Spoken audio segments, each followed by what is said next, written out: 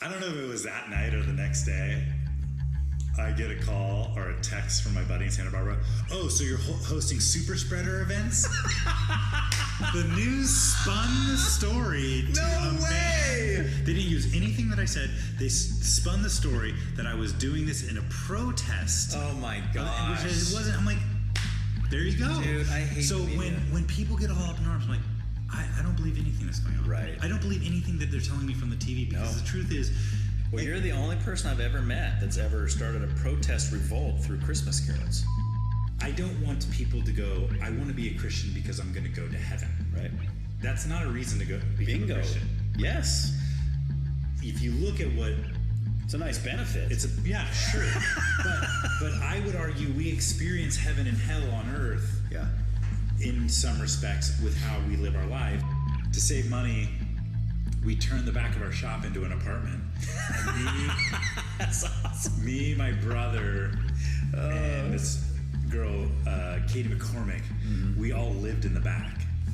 And we had no real kitchen, Right. make hot plates and this order living pizza all the time. room. But again, we're trying to snowboard as much as possible. Yeah. We're trying to be kids. I mean, we're trying to be kids, but we're doing an adult thing. Yeah. So it came down to there was a bit of an argument between me and my brother, and it went really south, and we got really upset with it. And I remember sitting and calling my dad, like, dude, we can't do it.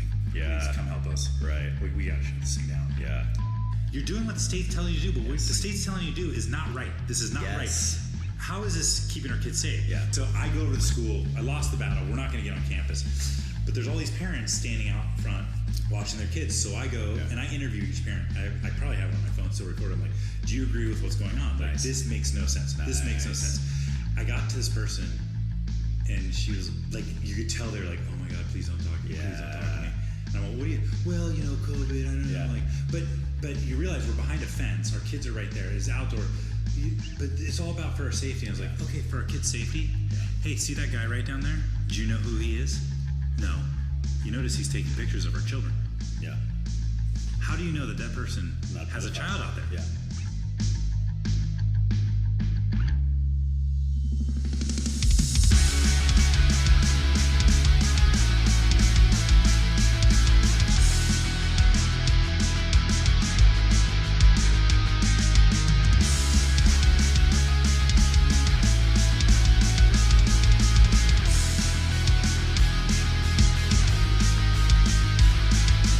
Hey, what's up, everyone? Thanks for joining us. For today's episode, I sit down with the illustrious Dan Pankratz, someone that most people in the area know in some way, shape, or form. I went to high school with Dan, and even graduated the same year as him, yet I can't remember ever having a single conversation with him back then, even though we had many, many mutual friends, and were even at many of the same events, with the same people. It's weird, right? It's almost as if it just wasn't meant to happen. Until now, that is. Dan talks about him and his twin brother owning a skate shop right out of high school, which would eventually lead to them owning One Way Board Shop. He also talks about the demise of One Way and his current hobby as a stand-up comic, and lots of things in between. So buckle up, because it's going to be quite a ride. Your feedback means everything to me. I desperately need your feedback. Please, please send feedback to Why Can't We Talk About That at proton.me. Enjoy the conversation. All right. So I just like to start with I guess I'll tell you how I know of you. Sure. It goes back to high school, and only because you guys came later. Yep. Right. And I only remember this because all the girls were going nuts. They were talking about, oh man, have you seen these two twin brothers that just moved into town?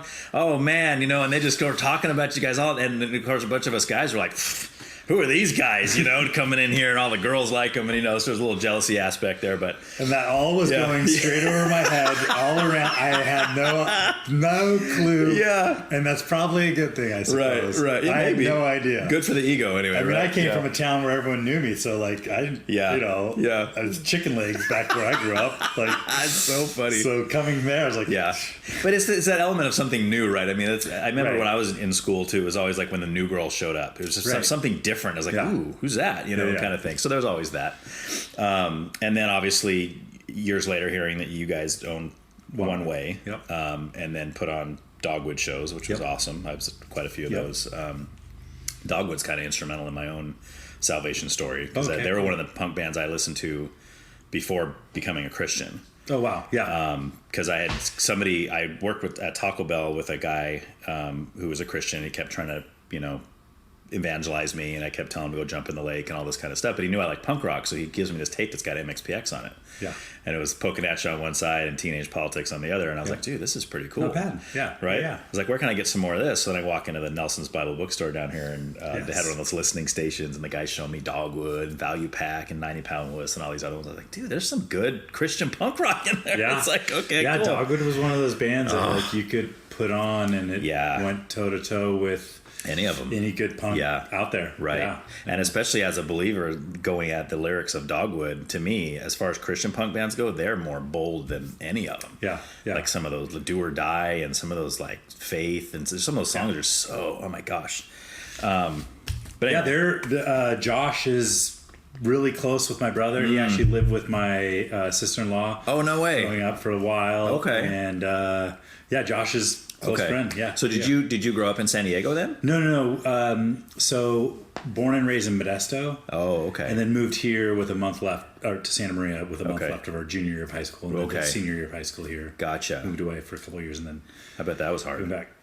Well, I mean, I'm a twin, so I got to move with my best friend. Nice. So it wasn't that bad. No, not at all. Okay. I mean, I think about it now, like, how would my kids react to something? And now it's like I am a little bit more like, oh, gee, that would have been like, but you as an adult now, you look back, I'm like, I really don't hang out with anyone from my elementary school, anyone from my junior high school. Who does, man? Very few from my high school that I mean, I see people around town and stuff, but there's none that are my close friends. Well, I mean, I want to say completely, but yeah, it's like, so you make friends as you go, and so it's like you can't be afraid as a parent to go, you know what, if we're gonna uproot and do it, we're gonna do it. It's not gonna destroy your kids, right. But you guys have set up shop here with your kids, right, so far? Yeah, so we are we've been here.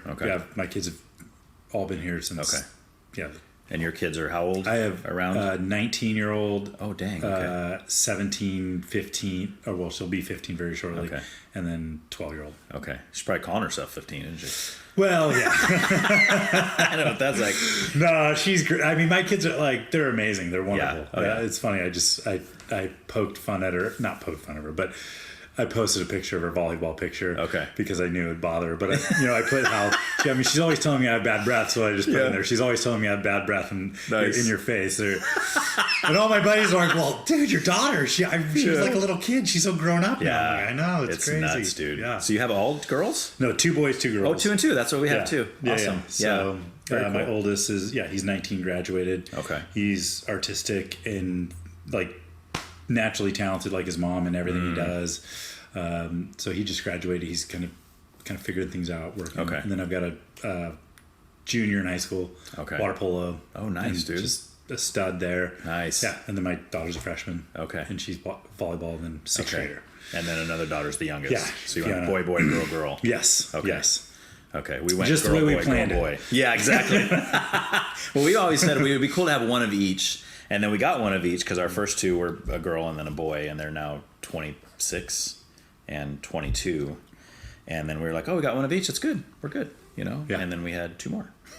Like separate, like big gaps? I think there's a 6-year gap in between the first 2 and the second 2, because now we have a 16-year-old and is she 16 yet? Yeah. Just turned 16, and then a 14-year-old. Okay. Yeah. So we still got 2 at home. Well, 3 at home because my older son still lives here too, but the 22-year-old, but yeah. Yeah, I don't know how anyone's going to move out of their parents' house these days. Not in this area. I mean, dang, dude. My older daughter, who's married now, it just moved back. They were living in Whittier, and they just moved back here, and they've been trying to find a place. And it's just like, and they got good jobs, dude. And it's still hard. It's an interesting time financially for people. Man, I get it why people are leaving the state. You know? It's just. I mean, we pay for it with our weather. I mean, I talk to people that leave, and they're like, "You are paying for your weather." So we do. We got a good. Yeah, it is really nice here because we were thinking of moving to Tennessee. We had lots of friends move to Tennessee, and we love it over there. But we spent a July and not a whole July. We spent like a weekend in July in Orlando, and got a little bit taste of the humidity and it was like No, I don't think we could live in this. Yeah, well, I grew up in the Central Valley, and everyone was like, Okay. "Oh, I can't believe you could live in the Central Valley. It was so so hot." Yeah. and like, I mean, when you're from there, like, you kind of acclimate, right? Like, you get it. But I spent a lot of time in Paso Robles now too for work, and it's pretty hot there. And people seem to do things. Right. And people are coming to visit that place. Yeah. Like, Well, I mean, I guess people say this and they're like, yeah, it's not really true. But you just get used to it, right? You live Yeah. in a certain place, or if you grow up in Florida, maybe you're used to that humidity. Yeah. And I think maybe there's probably an element to that that's true. But then you meet people that have lived there their whole lives who are like, no, you never get used to this. Yeah, or it's maybe they adapt to it. Right. Like, you learn to adapt to That's it. probably Like, more true. It's not that they like it. Yeah. They're just able to live in I'm it. going to go do my runs at, dark 30 in the morning, Right. or, whatever. Yeah. You adapt. You just Yeah. adapt. You have to Or do all spend that the rest of the early day on. inside. With the AC. Yeah, you see. Yeah. That's so terrible. So what are you doing now? I know One Way's no more, correct? Yeah. Okay. No, One Way's kind of, it's always been there in a sense. I mean, I've printed shirts and people always ask for some things. So my son and I have a screen press in the garage, and Oh, nice. we're not really, it's, you got to do things that feed the kids. So Right. currently I've got a couple different things going on. I'm working up in Paso. I kind of help do all the buying and a little bit of consulting for a shop like One Way up there. Okay. Like And a skate and surf. Yeah, kind skate, of shop. surf, which Paso Robles is awesome. Alliance Board Company will drop them. Yeah. Okay, there you go. Shameless plug. Yeah, shameless plug. It's a great store, super fun. I'm working with all the people I worked with when I was with One Way, so it's Okay. kind of been a seamless thing there. But Oh, then nice. I also have a little agency I call Owner's Mind. So I've worked with the San Maria Valley Open Space, Oasis Center in Orchid. Okay. I get them as clients when we do marketing and help them with their events. And I really enjoy doing that. It's all about their fundraising is what they're trying to do. Okay. So helping elevate events for them and, Okay. and that sort of thing. So I do that. And then I also teach at a school on Fridays right now called Launchpad. That's Oh, with done- Mike Conley. Mike Conley, yeah. Okay. Yeah. Nice. Yeah, he'd be great for this I podcast. have reached out to him. Right. I haven't heard back. I don't know if he has a different Facebook account. I just need to get his cell number. That's Okay, what I'll give it to you. Thank you. Because I see him all around town, and I always forget to ask him that when Yeah. because it's usually just like, hey, man, how's it going? All pretty good. And then I forget. It's like, oh, I should have asked him. Yeah, that's super fun. I mean, if I'm doing things that are helping people, that's Right. where I kind of find value. We were kind of mentioning, like, it'd be great to talk to people and make millions of dollars. Yeah. It's the money in anything you do is great because Yeah. we need it. Right. And there's a certain balance there, but Yeah. it really comes down to, like, sole purpose in life. And that's, One Way was that way. We were really invested in our employees, invested in the people that shop there, invested in Yeah. the community. And that was what made One Way great. But you guys have Bible studies and stuff too with some of those kids, right? Yeah, so when I moved back, I moved here, went to high school, moved away. At the age of 19, my brother and I, Dave, and then this guy Michael Heavyside, we opened a skate shop in Santa Rosa. Oh, okay. That's where you were living at the time? That's where I was living at the time. It was called Fate, PH-8. The three of us opened it up. We convinced my dad to let us use our college money, to do this thing. Yeah. Long story short, we made it 7 months. Oh, no. Not even a full year, huh? No, it was, we were young, we were partying. Right, I mean, we were right. trying, but not. I mean, we tried and then things happened. And I mean, there's so many stories. I mean, I guess we Yeah. have time. I mean, We do. we started. This is back, pre-internet. So it's like Right. we made a decision. We're going to open a skate shop. Okay. What year is it? Like 98? 97. Oh, like right out of high school then? Yeah, Okay. right out of high school. Okay. I mean, I want to say it could have been even 96. I mean, I'd met Mike Heavyside. He was friends with my older brother. But, and we worked at a pizza place together, and we were skating one day. He's like, it'd be so rad to open a skate shop. And I'm like, yeah, dude, that's a dream. You're like, let's do it. So I called my brother, Dave, he was living down here still at the time. I was like, dude, Dave, let's come up here. Let's open a skate shop. Let's try this. Let's figure it out. I got this guy, Mike. He's totally into it. Like, So we were going to, or he was going to Sonoma State. We'd go in the library, get business books. We got a business plan CD-ROM. Dating yourself. And we were working at a pizza place. My brother Dave was working at a home for developmentally disabled adults. Okay. Going to school, and we were like, we're doing this, and we told our parents, like, we're going to do this no matter what. And we have to get credit cards. We're going to do it. So did he quit his job that he had to do that, or was he doing that with you? No, so we were all just, I mean, we were all kids, like we're 19. So we were working. Okay. We were all working our day jobs. Right. And going to school. And then we opened the shop. Oh my gosh. All at the same time. Dang. So we're all doing, Mike Heavyside, he's going to Sonoma State. Me and my brother are going to Santa Rosa Junior College. We all have jobs. Right. And then we all have the skate shop together. So you just hire employees to run it while you guys weren't there? We just switched off? Yeah, we switched off. It didn't last. So that is ambitious, man. We did the business plan. We convinced my dad. We went around. We still have the fax machine we bought. The first business thing we bought was a fax machine. Me and my brother use it when we speak. Sometimes, like, this is, this was it. We have pictures of me, Dave, with it. Oh, but we got a lease. We opened up. We did the build out ourselves and all this stuff. We, flyered the town, and we got open, and we just kind of did it. We had parties. We'd have parties in our store. I mean, yeah. We'd have parties. We'd like black out the windows. Oh, really? Tell everyone come to our shop. We're gonna have this part. Black out the windows. Nice. Push all the inventory into these. We had these back rooms. Yeah. Put a skate box in the middle of the floor because we had concrete floor. Skating, people were drinking. Yeah. The cops would come, and we wouldn't let them in. And we were like, "This is a private thing. You're not serving alcohol to underage." Of course not. Yeah. The next day, I mean, we have pictures. The next day, the place would just be trash. Again, you can see where things are going. That's why it's been so long. Yeah. But it was a very valuable lesson. I mean, we went through something. I mean, we were going through things at a young age. I think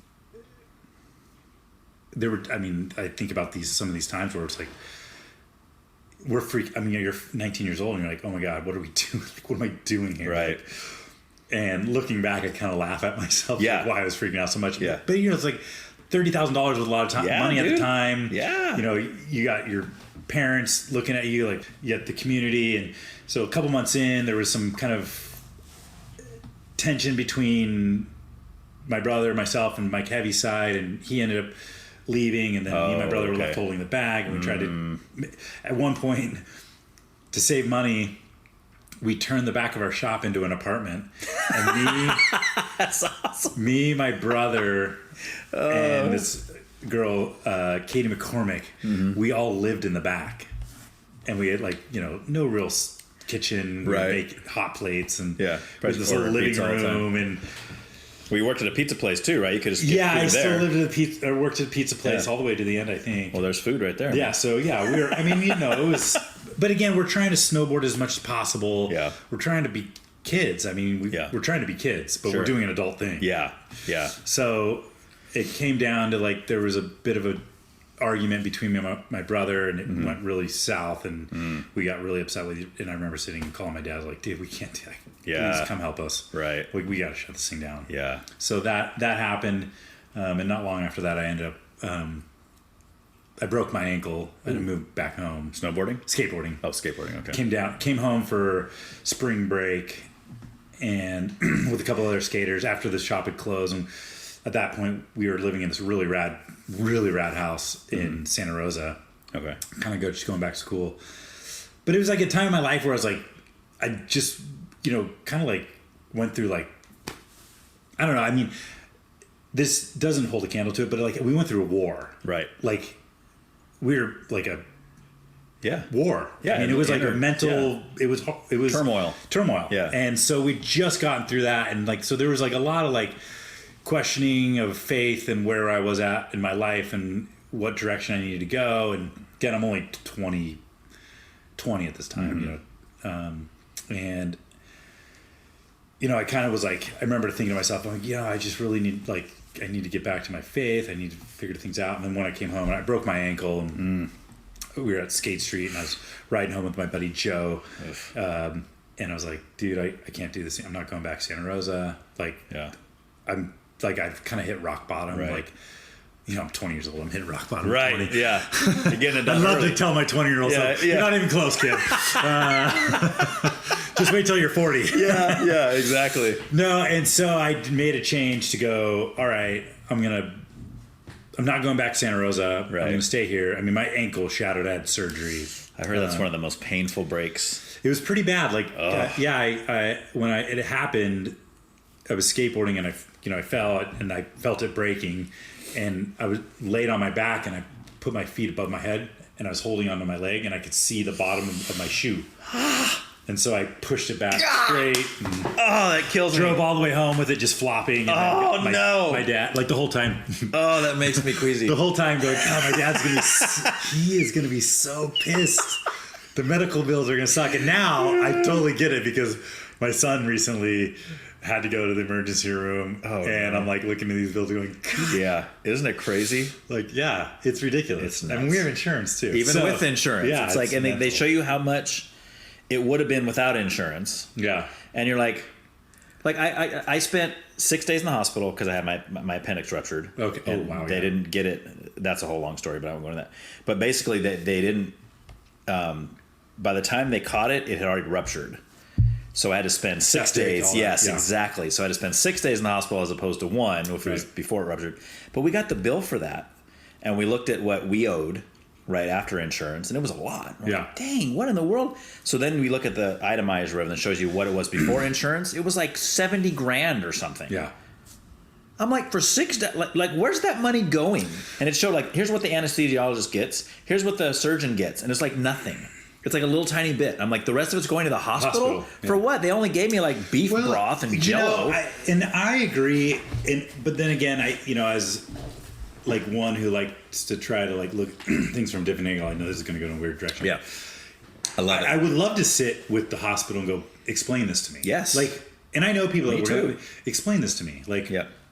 And then what is the real cause? I mean, everyone, we're always up in arms about like what we think we know about a system, right? Like the insurance system, the hospitals, and like you get all these people like, and that's what I think is, you look at everything that's going on in the world. Everyone thinks they know everything about it. Have you really been on their side? Do you really know what it's about? Now, so a whistleblower type that would come out and say something, I'd listen to that person. Right. But you're right. It's like, I mean, it is. I mean, those hospitals, those buildings can't be cheap. The air conditioning bills got to be huge. That's true. You got to think of like, that's true. As a business person, you're like, okay, like you can start calculating like, and then again, you take into consideration all the people like me who don't pay their bills. Right. Not out of choice. Hey, this is being recorded, like, right? You understand. Don't worry, French. You'll get your money eventually. Is that where you took him? Yeah, he was up in San Luis. Oh, okay. Ambulance ride, the whole deal. Oh, nice. That's fun for a kid. I mean, to say you got to do that once, Yeah, no, I've done it.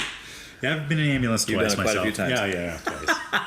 And again, now looking at it, I'm like, gosh, dude, my parents and my dad just handled things so well. Like, I mean, I don't guilt my kids about it, but he never brought it up. Like, I mean, I could tell, like, it was... He'd probably talk to your mom about it behind closed doors. That's right. Can you believe what... I don't know how we got onto this part. What were we talking about? No, so let's go back to... So you're in Santa Rosa. Oh, Santa Rosa, you're closing down this first shop, and then you're moving back here eventually. Yes, broke my ankle. That's right. So I had surgery. I'm living here. The YMCA skate park opened. The big... Okay. It was a big deal for Santa Maria at the time. Mm-hmm. Tony Hawk came. The guy running it, Dan Still, was like, dude, come on, help. Like, he had the... surf shop. That's Dylan's dad, right? Dylan's dad. Yeah, I'm trying to think of the name. It's it was over by. It was. Oh my god! It wasn't there very long. Yeah, it's over by where Ricky's is now. Yes, it's totally. I forgot the name of it. It's not White Sands. No, that was a different one. I forgot the name of it too. I totally am having. I can't believe this. Mm-hmm. Anyways, so he was running the park and he hit me up and I was there with my foot up.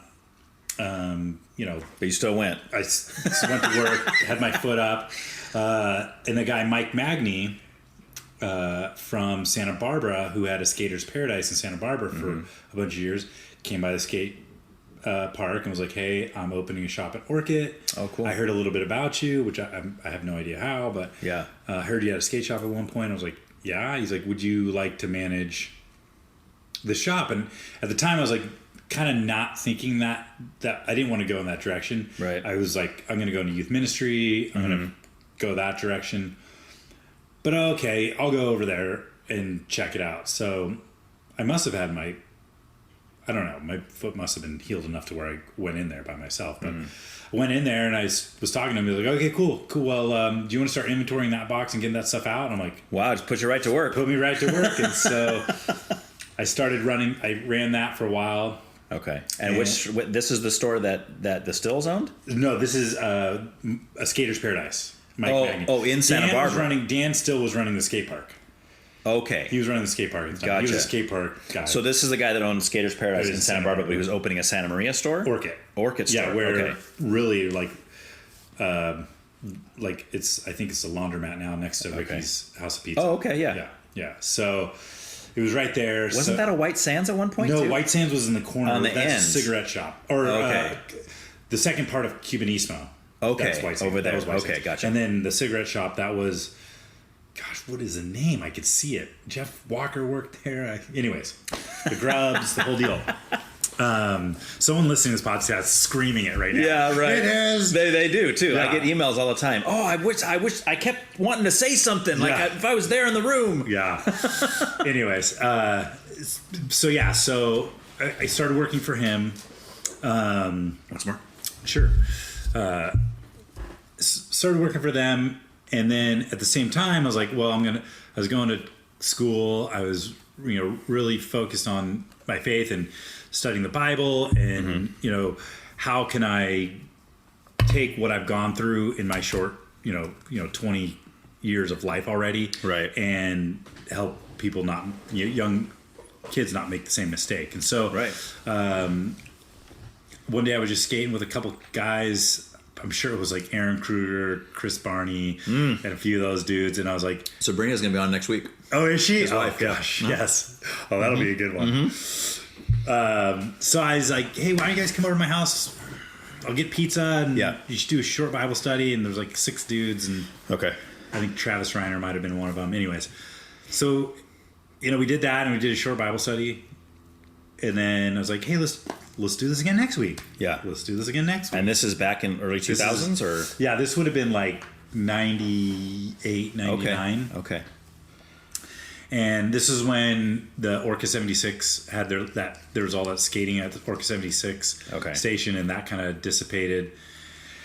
So anyway, I had these guys coming over, and I would do a short Bible study, and it wasn't like I was like trying to convert people to Christianity, but it was more like, hey, I've already gone through like a war in my own life. Right. And some of the decision making that I did wasn't focused around sound principles, and we'll say biblical principles, that arguably, even if you're not a Christian, you don't believe that the Bible is the true spoken word of God and all that stuff. Right. There are some principles in there that are sound for just regular living. Yes. So even if there is no God. Yes. Following the Bible still makes for a better life for people. Yes. Right. Yeah. Yes. Exactly. So that's kind of what it was done. The kids call it Christian skaters, and it kind of like started maturing a little bit. Mike Conley worked for me a little. Oh, no way. So okay. Oh, actually, so I'm running the shop. I'm doing Christian skaters. Mike Magny and his wife Kelly decide they want to sell the business. Again, I'm not thinking I want to buy the business. I had a buddy of mine that I was going to church with, Dave Gibson, and he was like, dude, you should own this thing. Like, and he was like very encouraging. He was like one of those guys, like he was in his 30s and I was in my 20s. I'm like, were you hesitant because of the failure of the first one? Yeah, I mean, and of course I was living at my parents' house. I didn't have any money. I mean, I was making decent money at the time working for him. Like, I look at it now, I'm like, that was nothing, but for living at home, but I wasn't saving any money. I was like, early 20s, why would you be? Yeah, I mean, I was living at home. Right? That's not what we do in our early 20s. Yeah, you don't do it in your late 40s. I got a paycheck, it's gone in an hour. Yeah, it's worse now. But so he was like, what do you think it's worth? I'm like, well, I kind of am the face of the business. So I am the business. So I don't think I would have to pay for the business itself. Like, the inventory is the only thing of value to me. So Right. I think I would buy the inventory, but I don't have any money. Like, I have a couple $100 in my bank account at the time, or, maybe 1,000 or whatever. you know. It was paying rent at my parents' house and had a car payment. It's like, Okay. $2,000 a month and or however much I was. Yeah, I was probably making about $2,000 a month at the time, like that. Which $24,000 and Yeah. 99, 2,000. It's not bad. No, for that's 20, pretty good. Yeah. Yeah. What I was making. Yeah. Spending it all going snowboarding whenever I got a chance. Right. But I was like, so the owner someone would have to finance it, and I think the owner would have to finance it to me. And I think in my head the number was $60,000. Okay. So his original number was like $250,000 is what he wanted to sell it for. And I was like, well, okay, this is out of my league. Wow. I know, like, at one point, other surf shops in the area, he had conversations with them, but they, no one was going to, Orchid, like, who's going to, Yeah. you're not going to get the guys that own ponchos to buy a shop in Orchid, like, or anything like that, like, or anywhere. So no one was biting on it. And one day I get a phone call from Mike. I don't know if I must have been at the shop, and he's like whispering. He's all, "Hey, I can't talk really loud. Kelly's in the seat next to me. They were driving somewhere." Uh-huh. And he's like, "I want you to buy the business off me. So I want you to write a proposal." And again, there's no email at this time. Like that. Right. Like, Yeah. hand him a proposal. Yeah, yeah. I want you to write a proposal that says you will buy the business for the value of the inventory, and we will finance it to you. Wow. And I'm like, are you joking me? Are you nuts? Yeah. And so I'm like, so I write this proposal, and they accept it. And then on June 26th, that must have been June 26th, 2000, we went through the store literally with binder paper, and we'd be like, that rack of t-shirts right there. He's all, I want $9.99 for each shirt. I'm like, dude, those have been here forever. I'll give you $6.99. Nice. I'll take $7.99, and then we do 1, 2, 3, 4, 5. He started haggling. Hashtag it. Yeah. And then we go through it. So we went through the entire store. Like, I was like, he's like, I want this for all. I'm like, and I knew the inventory because I'm like, that stuff's been here forever. Right. Because you've been working there for so long. So it came out to $57,000. Okay. And then he's like, I want $3,000 for the fixtures, $60,000 on the dot. And we literally shook hands. Wow. And I started making payments to him monthly. Okay. And then, and I, slowly changed the name. Like, not long later, I changed the name to One Way Board Shop. Okay, so that just became One Way. Yeah. Okay. Yeah. And then I had this guy, Aaron Kruger and Travis Reiner. They were like kind of volunteer workers at first, and then they became my first employees. I worked 2 years. And was your brother involved at this point? So yeah, okay. So of course, the day I buy it, I'm calling my brother Dave. Right. And he's working at a shop in San Diego called K5. Oh, he's still living in San Diego? Yeah, he'd gotten married. Mm-hmm. He got married. He's working at K5, running their locations. Like, the the owners loved him. Yeah. And I called him. I was like, dude, because after we went out of business, we were driving through Petaluma. Sorry to go timelines. We're going to jump here. Yep. We were driving through Petaluma. I could still, those memories that you still see. And I was like, we're going to do this again sometime. Yeah. We're going to do this again. Right. And so I called him up and I was like, all right, I got the shop. Like, when are you going to move up? Now, did he have any idea that you were it was going like in that direction? Yeah, it was kind of like things had started, like, and he kind of knew. So I was like, hey, when are you going to come up? So I think it was maybe a year and a half after I owned it that he moved up. Okay. So I feel like it was 2. Anyways, whatever, year and a half, 2 years. But I literally worked, I think, at least a full year without. The only day off I took was like Easter and Christmas. Because the shop was closed, right? The shop was closed. Okay. So I worked straight through, just built it up. Mike Conley was one of my employees. That, he helped. We have some cool stories of putting some hardwood floor in. And, nice, yeah. I mean, he's not a skateboarder. Right. So he'd come in. I remember the first day he comes into work and he's like, tucked in shit, all prepped out. I'm like, dude, you can't. No. Like, you're gonna scare the skaters away. Here's a pair of skate shoes. Yeah. Here's a t-shirt. Like, yeah. But he was wonderful. I mean, that's why what he's doing with launch pads is like, it's so him. It's right. So yeah, so I took it over. Okay. And this first location is, tell me where's by Ricky's House Beach. Still over there. Yeah, okay. still there. Okay. Yeah. So. And was White Sands gone at that time? Yeah, they had already moved into the mall. Yeah, they'd moved into the mall. Okay, because I worked at the one in the mall for a while. Okay, yeah. And that's why I knew about, because we would have a bunch of skater kids come in there, and they would talk to me about the Bible studies they would be doing with the one-way guys. Okay, yeah. I was like, oh, that's really cool, because I was kind of a brand new Christian at the time, and they would come in. I would play like Christian stuff. Who did you work with there? So Cody Madigan is kind of like my cousin. Okay. Not actually, but he when he was in high school, he ended up moving in with my aunt and uncle, and he lived with them for many years, and he's very close with our family. I just worked for Cody. Cody was like, dude, I just need somebody to run the shop in the daytime hours because he's got a bunch of high school kids working there. Yeah. They can't work in the daytime because they're at school. Yeah, right. So he's like, hey, dude, and at the time I was a stay-at-home dad because my wife got a job that paid like 3 times what I was making, so we jumped on it. And I just had my 2 young kids at home at the time, and my older daughter was, I think, in kindergarten at the time, and my next one down, the one who's now 22, was like 3. So I would just bring him with me. Because Cody goes, dude, you can bring him with you. Just let him hang out. Bring a little laptop with a TV or something. He can watch cartoons, and you can just do that. And I mean, the daytime hours weren't very busy anyway, because I mean, we're talking weekdays. I didn't work the weekends. I just worked like Monday through Friday, like 10 a.m. to like 4 p.m. or something, it's even worse now. But when you guys went in over there, you had the skate park in there, right? Yeah. And you guys opened that, right? Well, yeah. I mean, that jumps quite a ways from when... so me and Dave partnered up. We grew. The business was good. It was pre-recession. Mm-hmm. We negotiated with people. We had that location by Best Buy. Yeah, which is now Tilly's, right? Yeah, now Tilly's. Mm-hmm. We opened that location. I think it was like a year or 2 later. We opened Ventura. Oh, I didn't know you guys went outside. Yeah, we had Ventura. Oh, so we opened Ventura. Right after we opened Ventura is when we opened the mall. And the whole idea was we'd grown so much, and Santa Maria was good, and the rent was so cheap there. It was like we could just put like excess inventory over there, kind of a warehouse type of thing, and it actually, dude, it's crazy. Like, so frustrating to look back at. It was, we were doing so good. Yeah. I mean, it was amazing. Like, that location was killing it.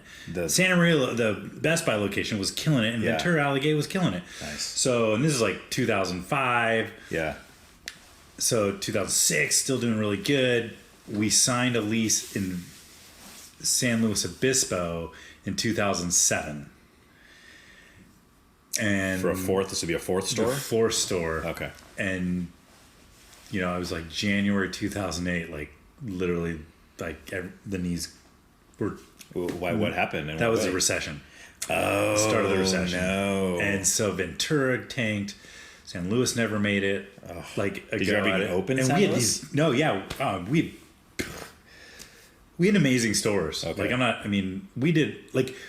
We did it right. Right. And we did it the way any big business would have done it, and we had the money at the time, and we had and the banks were backing us. So we'd just go in the bank and be like, "Hey, we want to do this store. We need $500,000. We're going to put in. This is how much money we're putting into it. We're going to put in $250,000, or $250,000. Right. We need another 100, $500 to do this." We negotiated with the. Yeah, I mean, so we were just getting money given to us. Right. Our vendors were. Putting everything on terms. And then 2008, everyone was like, no more free money and no more terms. And we needed everything paid back as quick as possible. And, like I said, I mean, you get to that position. I mean, this happens, and people don't realize this happens in your own personal life. It's like all of a sudden, next thing you know, you're behind the 8 ball. And you're like, oh my gosh, I can't keep, we can't keep, and we were cutting expenses like 30-40%. Like sales were dropping at the same rate, and we'd spend all of our cash to do these things, and we're like, oh my. How fast was that happening? Like within? I mean, dude, it was. Like I started getting lawsuits for defaulting on leases like in 2000. Yeah, middle of 2008. Oh my gosh. So again, here we are going through like another war. Yeah. And this one was brutal. Yeah. It was brutal. I bet. I mean,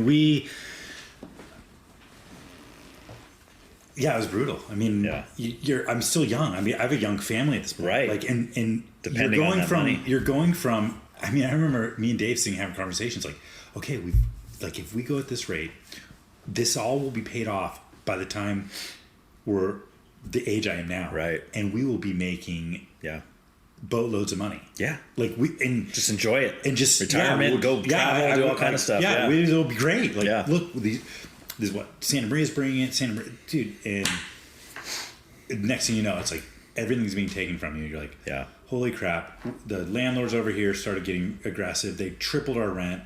Oh no way! Because they're in recession too. Well, yeah. I mean, they just, without going into details. Right. I mean, right. Yeah, they just.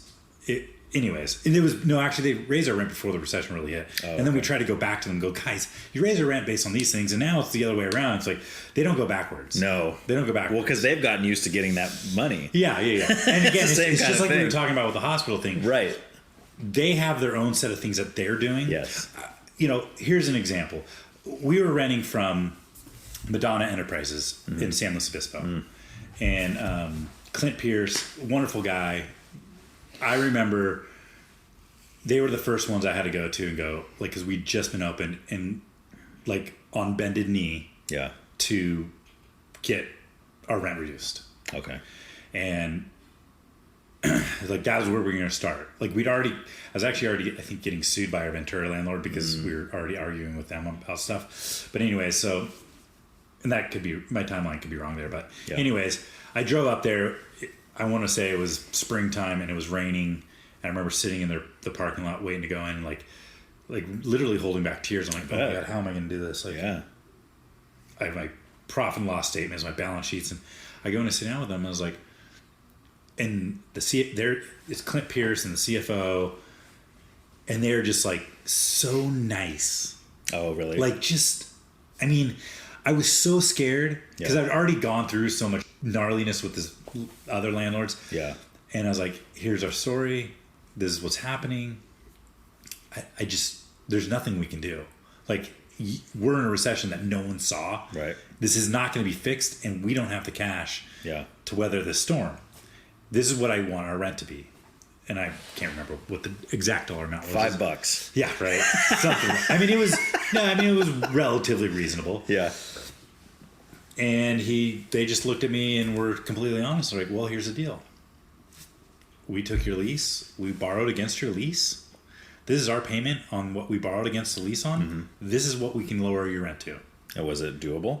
I mean, it was more than I wanted, but I mean, at least they were like so transparent with it. Like, oh, now I understand. Yeah. Like, everyone gets so mad when they see things happening, and it's like in the world, right? Like, but you don't understand everything. Right. You don't understand, like, yes, it may seem harsh to you about how this happened, and what happened with Tilly's and them taking our lease. That was a bit harsh. Yeah. But at the same time, it's like, I guess if I was those landlords, and if I was Tilly's, I would have done the same thing. Well, and that's what's interesting and in a good way is that you have this perspective now because you've been on the inside of that to where you can look at, like we were talking about the hospital thing a minute ago. That's why you would say what you said. Yeah. You're like, well, but do we really know the inner workings of the hospital and what's going on? Yeah. And the honest answer is no, I don't. And I would like to. And that's kind of my question. Like that's an honest question. Like, where is this money going? But there probably is a very reasonable answer to that question. I just don't know what it is. Well, and you can argue, again, there are some situations where we can see pretty clearly where there are things that are pretty unbalanced. Right. Like, you look at, corporate greed is a real thing. I think, it's like, I mean, I'm all for capitalism, but who needs a $10 million a year salary? Right. Nobody. There's not a single person on this planet that needs that. Well, they don't need it, but then when you get to the point where you just like depend on it, which isn't a good place to get, really, but that's where you're at. You're like, I got a mortgage on 4 houses. I got all these Ferraris I got to pay for. Well, exactly. And that's the whole thing. It's like, but again, so anyways, not going to digress in that too much, but so 2008 was gnarly. We kind of made it through 2009. With all 4 stores still? No, we I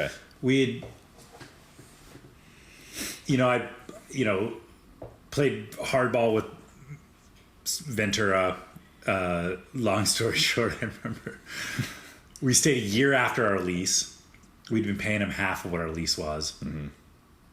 And, but they were happy about that. Well, yeah. And I mean, they were getting something. This is at a time where it's like people weren't opening stores. Okay. Like, I mean, granted, Tilly's went public and took our location because they had cash, but... So they were getting something as opposed to if you just close the store, no one else would have moved in there. And it was a different ownership setup than versus like like anything that's like, we'll say corporately owned. There's a different... You're playing a different game than if this shopping center is owned by say a small LLC that has maybe like it's an LLC, but it's really one guy who owns it, and he has a management company that's managing it. Right.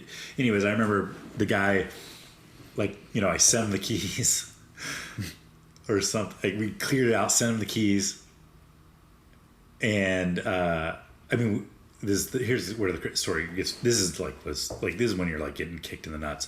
So I sent him the keys, and he's like, "Okay, cool. Well, what are you gonna?" In them all, I'm going to write you a check. I can't remember the dollar amount. I'm going to write you a check for this amount, and you guys can keep our deposit. See you later. Yeah. And I think I met him at the store. Yeah, that's right. I met the guy at the store, and I handed him the keys. And he's like, okay, cool. We shook hands, and he walked away. Well, like, it was the next day. He called. He was like, well, what are you going to do about all the past money you owe us? I'm all, nothing. That's what the handshake meant, man. Absolutely nothing.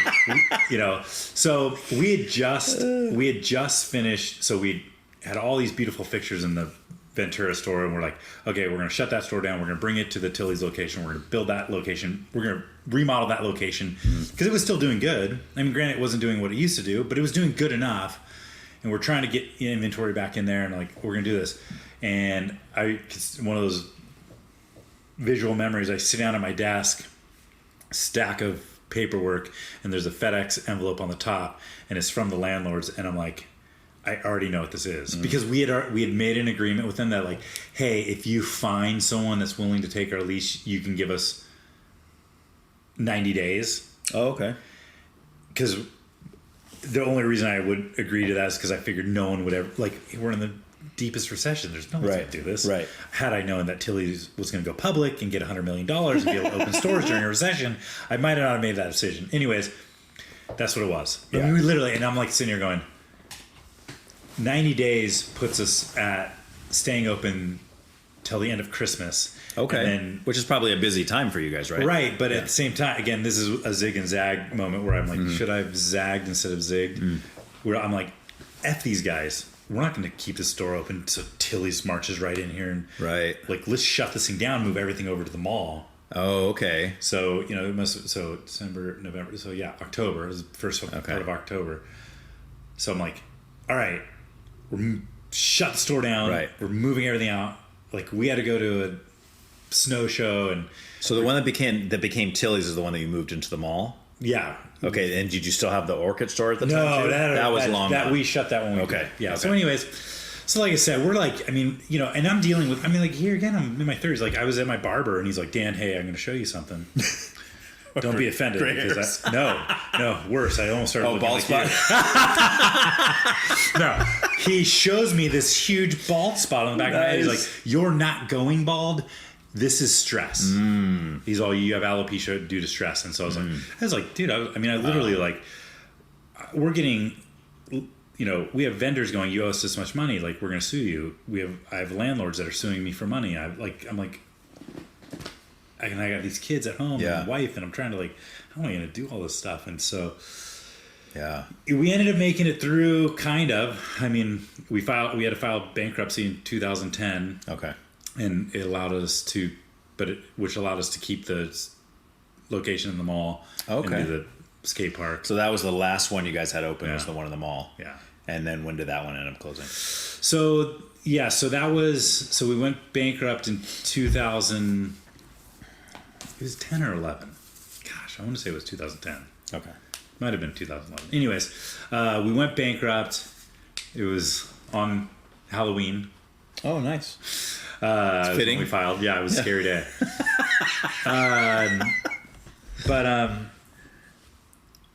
So we reopened, and then we were there. We were in the mall till like 2000. I want to say 2016 or 17. Okay. And then we moved back to Orchid. And there's a lot of stories in there. We had another store in Orchid? Yeah. Which was over by where Little Caesars is. We downsized. Like, we weren't making money. So me and my brother in 2000... So during all this time, me and my brother had some concept ideas of, like, what retail should look like, how the retail world's going to change.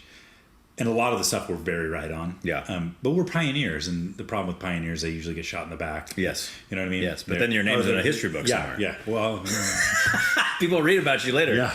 This guy was a pioneer before he got Don't shot. do what in the he back. did. No, so we had these concepts, and we were doing things early in the e-commerce days. I mean, nothing was sticking, but the concepts were great. So in 2015, we had the skate park.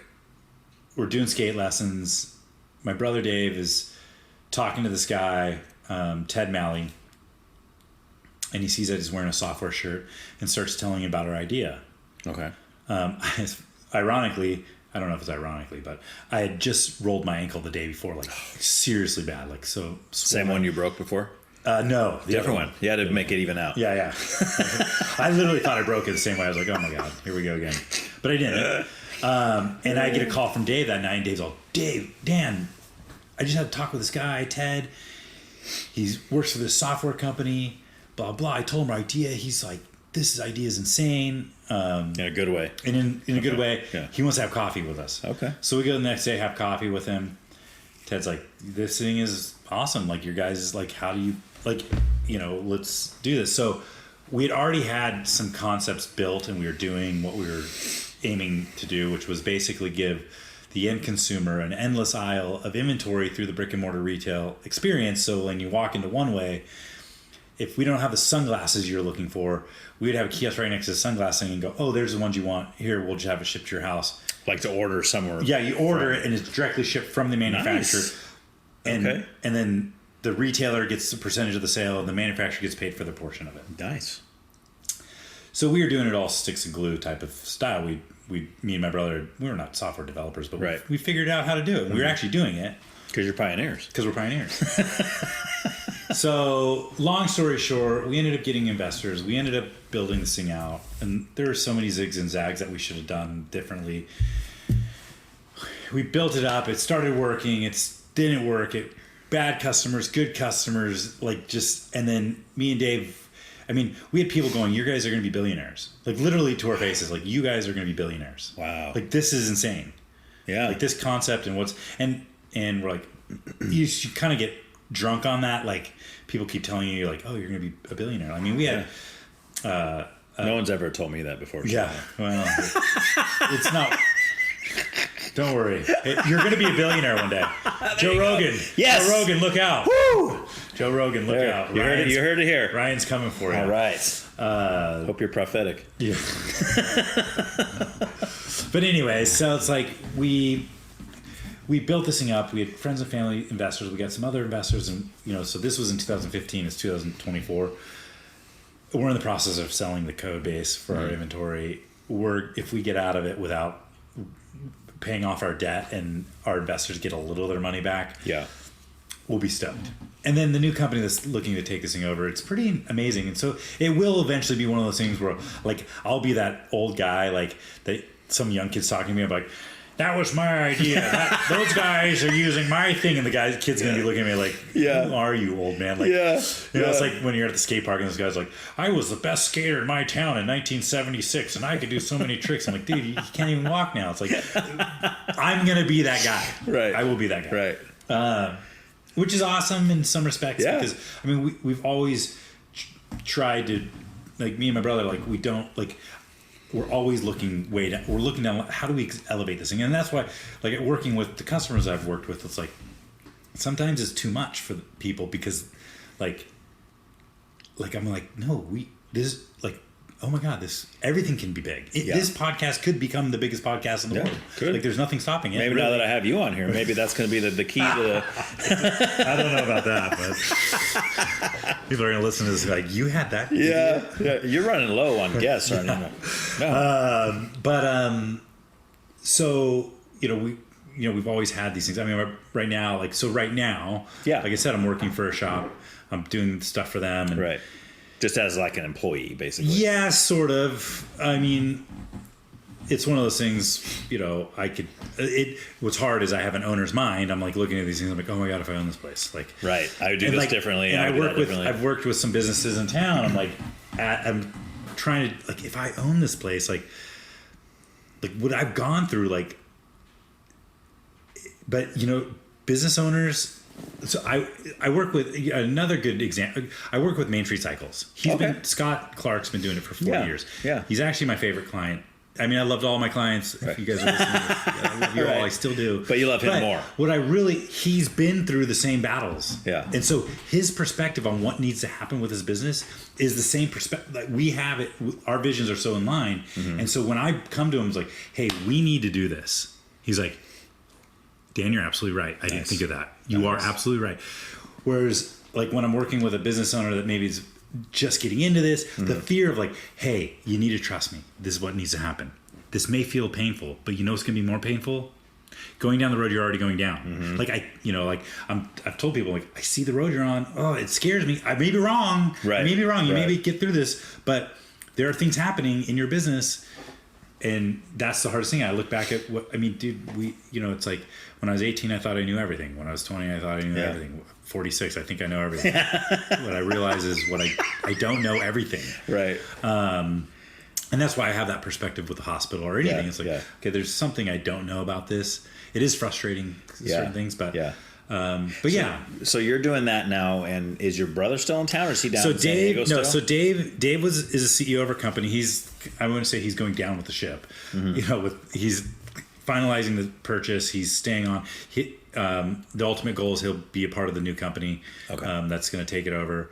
And they're amazing. They're in the AI space. It's going to take over what? Our code base and what Exchange. The company was called Exchange Collective. Gotcha. What we did, it's the future of retail and the future of commerce and how we interact with the things we purchase is going to, it's going to be interesting. I mean, it's already happening in the virtual space. People are doing things like that we never thought they'd be doing. And so, you know, the idea that you will be able to see something in media and not go to a website or a store or whatever to make that purchase of that item through that media, like those types of things will happen. Not getting the details of those are the type of things that will happen. Like all the stuff, like, and again, here's the other perspective. Everyone freaks out like, oh, my phone's listening to me and now I'm seeing ads for this stuff. I'm like, well, yeah, sometimes it messes up and I see a tampon ad because I said something about tampons. But for the most part, I don't see things that I don't want to buy. Right. I see things I want to buy. Yeah, it's working. You can argue, are weirded out by it, right? You can argue it's kind of evil because they're trying to get us to spend money we don't have. Right. Whatever. Right. But, we're moving into another generation. There's a great book out there that, and I don't read it. I try to read a lot, but if anyone wants to read a great book about the shift in technology and stuff like that, like How to Fly a Horse. That's the name of the book, How to Fly a Horse. Who's the author? Come on.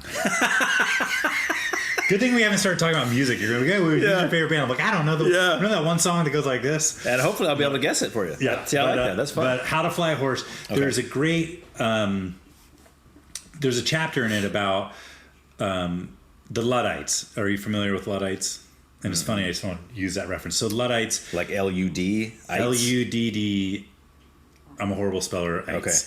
Okay, gotcha. Luddites. Gotcha. So it was back when textile, looms and all that stuff, like things were shifting to more automated things. So the Luddites, these people, were going, this is going to steal all of our jobs. And they went and they tried to destroy the looms. Okay. Which a lot of people in we're looking at it right now with McDonald's. Oh, automation's the worst thing in the world. Look, we're gonna look like with a kiosk where you order. Well, no, actually, why would we want someone to have that job anyways? Right. Like, it's painful right now to go through it because we're seeing this weird shift and stuff. Yeah. But like, really, and maybe it's painful for you as a person who's losing their job because of it. Right, and that's what people say is those things are taking our jobs. Yeah, but like we've had the self-checks at the library now for quite a few years, and I still have people come through. They go, I hate using that. I feel like it's taking your jobs. And I was telling them, I said, well, as of yet, nobody's been fired because we have these. Right, and here's the thing. People are going to lose their jobs. Yeah. Well, maybe. I'm going to be nice and not say what's in my head about that. Yeah. About that person. Okay. But the truth is, no, it's not taking your current job. It's just not requiring someone to be hired for that job anymore. Right. So sure, you can argue that job's not available, but you know what that means? That people coming up don't have to go and do that job, they could find other things to do. Right. There's this argument, like there's this thought process, like if we automate the right things, if we do things, then people don't have to do lame jobs. And again, there's the ideological part of this, like, you know, which unfortunately there's evil empire that owns things and makes it, you know, well, everyone should be living in paradise at some point. That's right. Like you could have your Big Mac just shipped right to your bed. That's right, man. Just click a button, boom, there it is. There it is. You know? No, and people won't be doing lame jobs. Like they'll only like.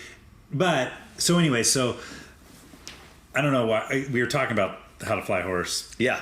I don't know. You said that it was a good book. It's a great book. You're talking about a chapter, and you said that the author's name was John Cadillhopper or something. And but I don't know what made me think about the Luddites and like the shift of technology and the shift of like jobs. But because you were talking about how your brother's a CEO and he's going to be going into the new. Oh, the automation. Oh, the software. Yeah. Right. Yeah, sorry. Yeah, good. I'm glad you're a great listener. I've been doing this a while. I should take it. I should take some lessons. My wife would appreciate it.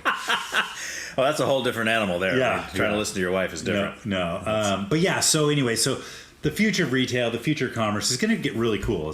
I mean, it already is. Mm-hmm. I mean, if you think about it, like we have, it's not killing.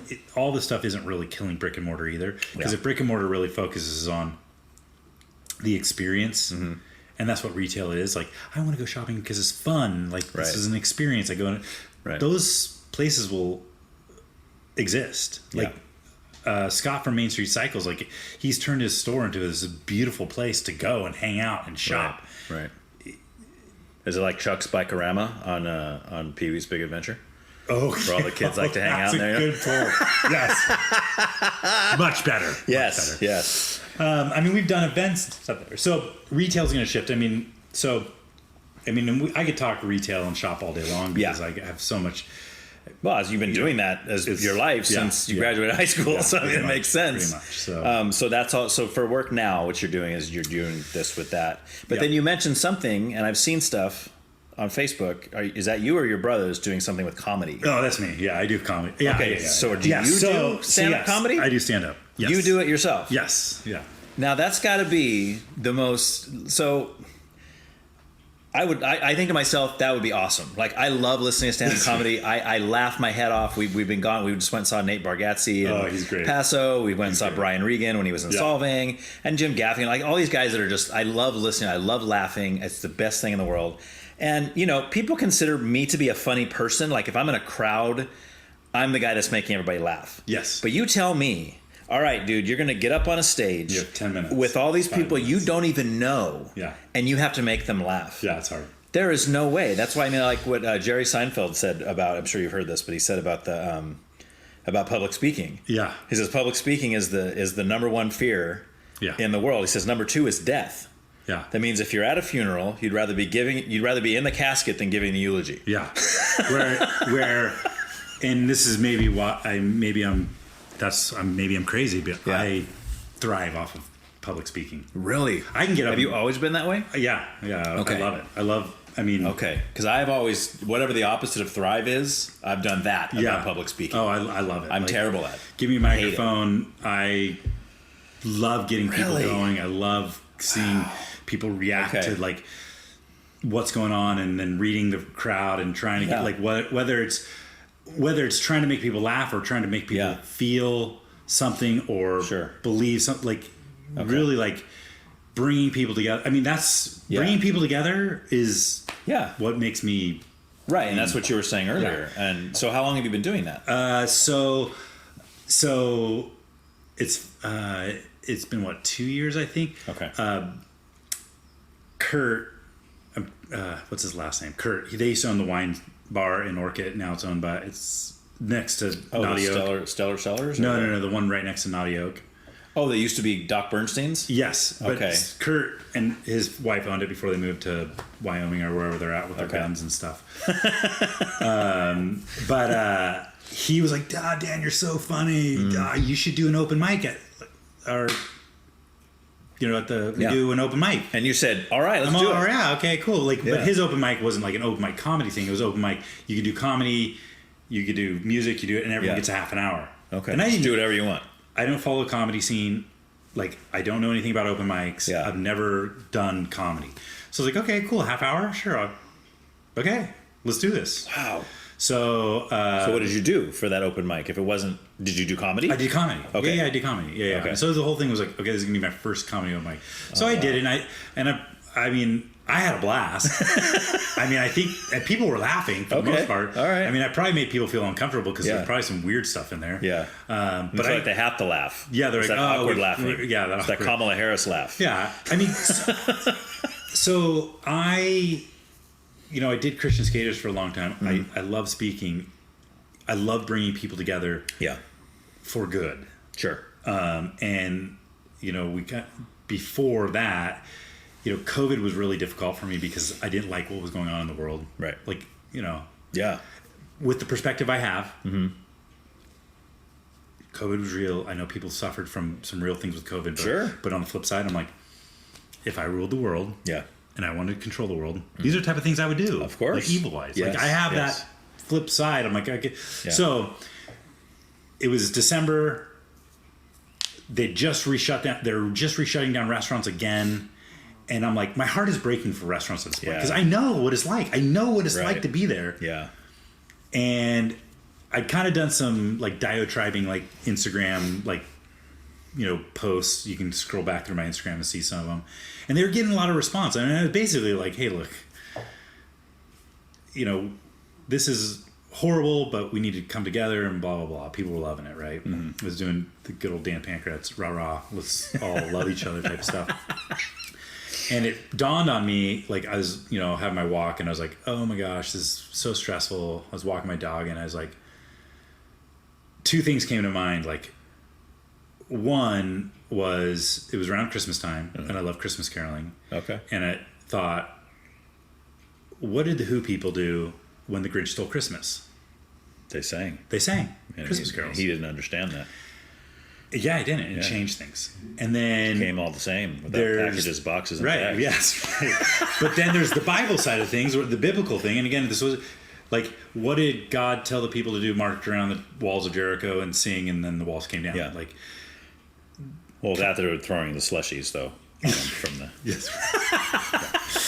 But anyways, how coming together and singing, like, let's not, like, here, this is horrible what's going on. Let's not give the middle bird to Newsom. Let's not protest and Right. let's not do this thing. I'm going to show up. I'm going to go to the, I'm going to be in the parking lot of Ulivetto's at this time, Nice. and I'm going to do Christmas carols, whether I'm by myself or you guys all come out and join me, Yeah. whatever. I'm going to do this. Like, probably like 150 people showed up. Dang, dude. So we get out there, we're singing Christmas carols, having a blast. The news comes out. I bet that many people. They interviewed me, and I'm telling them, like, they're like, what's this about? I'm like, hey, well, and that my whole thing of this thing was like, there's darkness going on. Yeah. I want to shed some light on things, like good light, like Right. the light of love Right. on this dark situation we're in. Sure. This sucks. Yeah. This sucks for everybody. I don't care what your stance is, whether you Yeah. believe it's true or you believe it's not, or blah. This sucks for everybody. Yeah. But That's so- the reality for everybody, regardless of how you think it happened or Right. why it's happening. Yeah. Or, yeah. So I don't know if it was that night or the next day. I get a call or a text from my buddy in Santa Barbara. Oh, so you're hosting super spreader events? The news spun the story to No a way! man. They didn't use anything that I said. They spun the story that I was doing this in a protest. Oh my Which gosh. it wasn't. I'm like, there you go, Dude, I hate So the media. when people get all up in arms, I'm like, I don't believe anything that's going on. Right. I don't believe anything that they're telling me from the TV, because No. the truth is, I don't care if you're on the right side, the left side, in the middle, whatever. It's all, you don't know. Yeah. You don't know what's going on. Yeah. You just know based on, and now you're following this chant of these people. I believe we need the right, and that stuff just drives me nuts. I'm like, guys, you Yeah. don't know. Well, Like, you're the only person I've ever met that's ever started a protest revolt through Christmas carols. yes, right. I mean, that's hardcore, dude. I did. That's That's the how way good to I am. really sneak in the back door, because no one's going to suspect that, right? I mean, it's like, Oh my god. It was funny. Like, I was just like, I can't. And I was a little deflated at that point. I'm like, oh yeah, I mean, and it's like, it's so frustrating, because it's like, the one thing I see is, and everyone is corruptible. Right. I am corruptible. Sure. Like, and you get into power, whatever it may be, yeah, there's corruption going on. yeah, But everyone there's a part of society that goes, no, put these people on a pedestal. I believe everything they're telling me. Right. You're like, I never understand that. dude, no. I don't care what side of the aisle it is. Yeah. I will never understand that. And some of the best, I think, the people that like I respect, that I listen to a lot, and are very open about the fact that I am corruptible. Yeah. Like I say that I am Yeah. corruptible. I've done some things, Of course. not really bad things, but Right. Well, I've never killed anybody. that I know of. You know, no, but I mean, I've done. I mean, I've been mean to people. I've said things. Yeah, you know. It's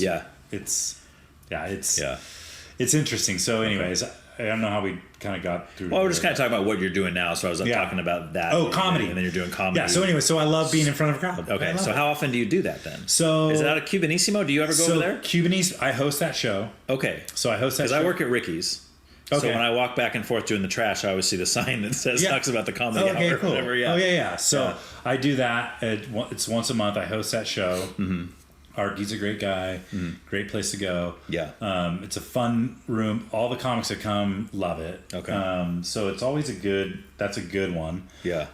But then there's a handful of open mic stuff that happens in San Luis Obispo. Okay. And there's some stuff here. And there's a lot of great comics in this area.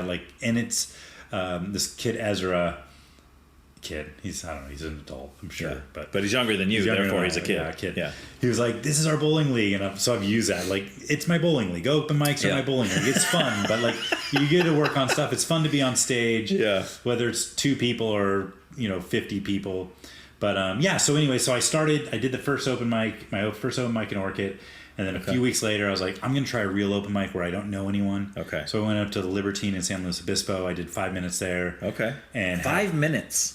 Yeah. Okay, so when you go, whether it's 5 minutes, 30 minutes, whatever it is, do you prepare for that, or do you just kind of free ball off everything? So the first one, I had an idea of where I was going to go, and I could talk. Like again, we're going to talk for however long we're talking. I don't need much to keep me going. Yeah. Keeping people laughing is different, but But the second one, I was like, okay, I'm going to prepare kind of a set. Yeah. So I prepared a set for that one. I did that one. I think I did one more open mic, and then my buddy John Pronick, he worked for One Way, and he was kind of in the comedy scene, and he was doing some stuff, and he was promoting a show with Craig Conant, which is he's kind of been an up and comer. He's touring and do this whole thing at Slow Brew, and John was like, "Hey man, like you and your wife should come. Like I need to sell some tickets. Like tell some people." Blah blah. I'm like, well, if I sell 20 tickets, will you give me 5 minutes? Nice. And he's like, fine. Nice. Right. So, I mean, I'm like 2 open mics in, maybe 3 that I've done.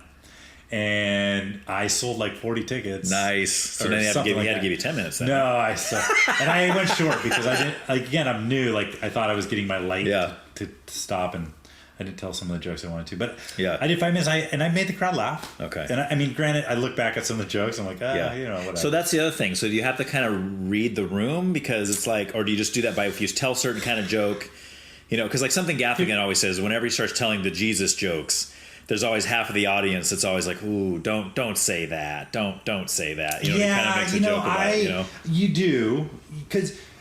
Well, here's the thing. Recently, I was like, well, it's my 5 minutes. I don't care. That's right. I don't care if you laugh or not. I'm going to get through what I want to do. Like, if you're uncomfortable, well, cool. Yeah. Well, there's been a lot of comics that do exactly that. Yeah.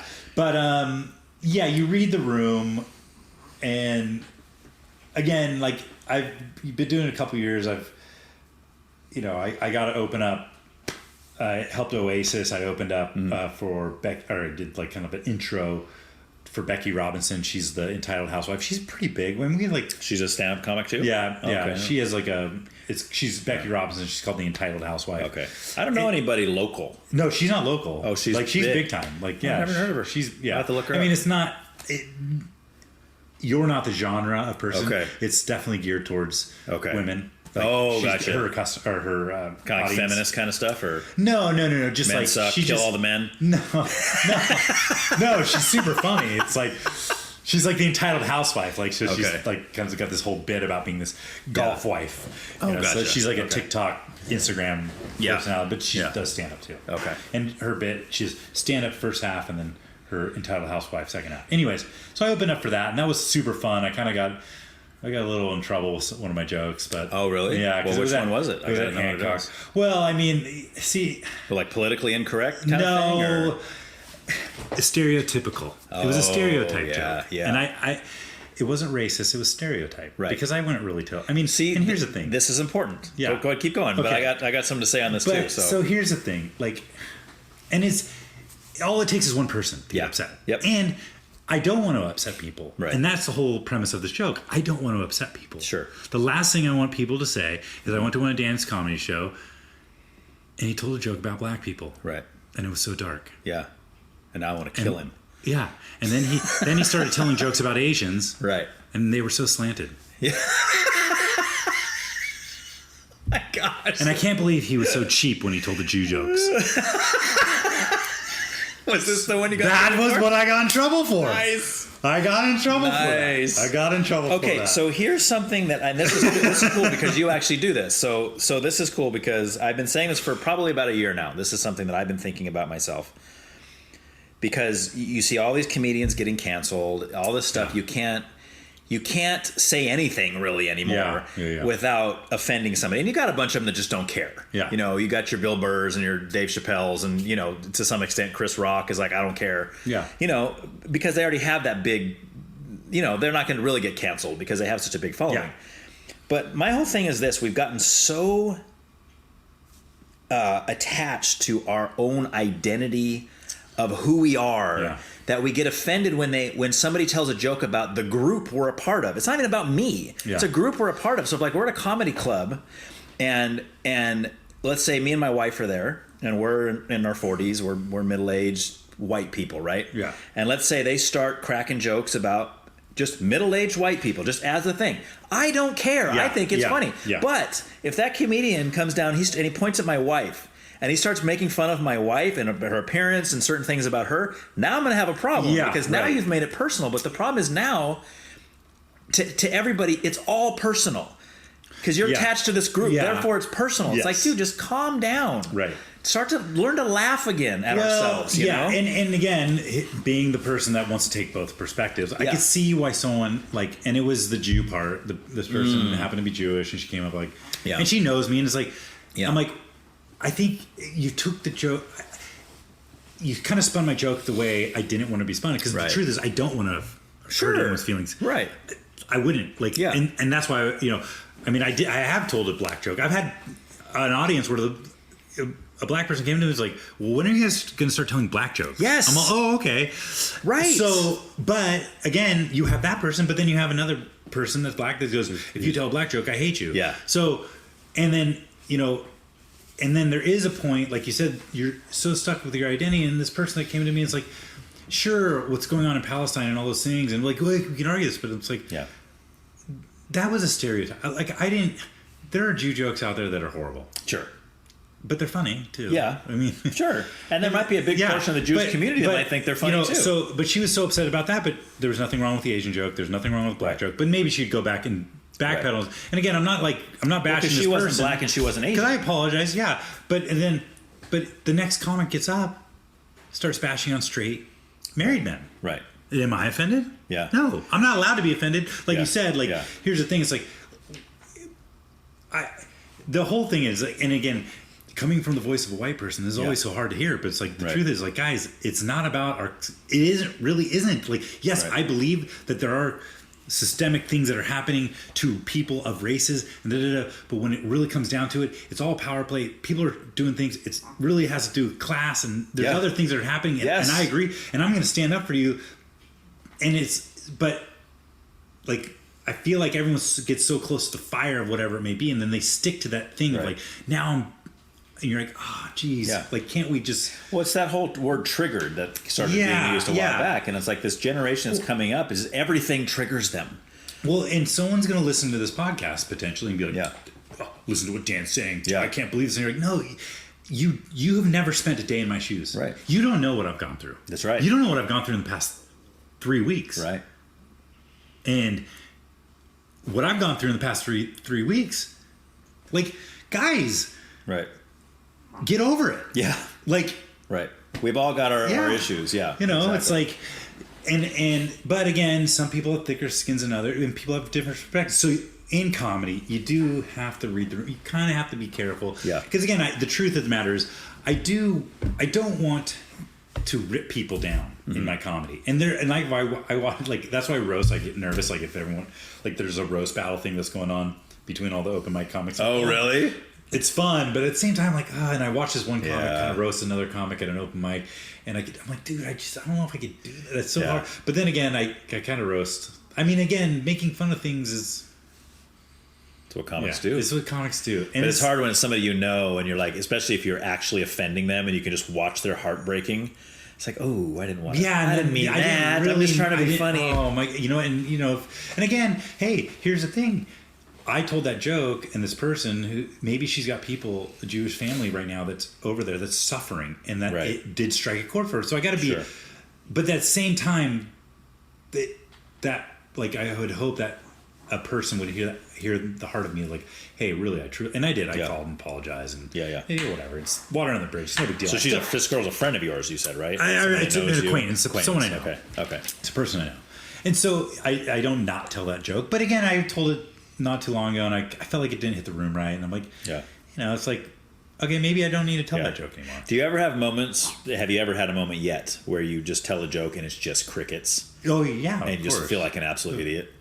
Or do you know? You probably don't care. I mean, I feel like an idiot pretty much most of the time. But, that's just my life. I have that complex where I'm like, I always feel like I'm like doing things. That's wrong. kind of good though, because then you're used to it. Yeah, you're just like they call it no worries. The imposter syndrome. Yeah. I have that big time. Okay, I freak out. Like, I'm like, I'm the dumbest person in the room, and people are like, you're the smartest person. Oh my gosh, man. No, like I've had. And I'm like, we'll just move on to the next one. Yeah. But yeah, no, I really enjoy doing it. It is fun. It's like it's a good rush. I'm working on some. I love when things hit, and I find something. And I'm like, that could work. Yeah, and that could work. And I tell stories about my brother. I mean, my oldest brother. One of my things is my oldest brother's cognitively challenged. He wasn't born that way. He was born retarded. I mean, and people, there are people that go, well, that's a buzzword. You're not supposed to say that word anymore. You're not allowed to say it. Yeah. Well, you can say retarded. You can't say the N word because when was the last time a retarded person beat you up? Right. Giving up some of my jokes. So when you give your jokes, do you do a straight face like that? Yeah. Like kind of deadpan. Yeah. See, I like that kind of humor. That's but when we were growing up, he was retarded. Right. You referred to him. That's what they called retarded. him. That was the PC. Yeah. If you came up to my brother and go, "Hey, you effing retard," you're gonna get. Right. I'm gonna go at you. Yeah. But let's get over the fact that and the truth is, his stories, the stories of my brother Tommy, are hilarious. Yeah. And so I love telling stories about him, and because it's like that's part of my childhood. Right. And so I guess I can get away with it because he's my brother.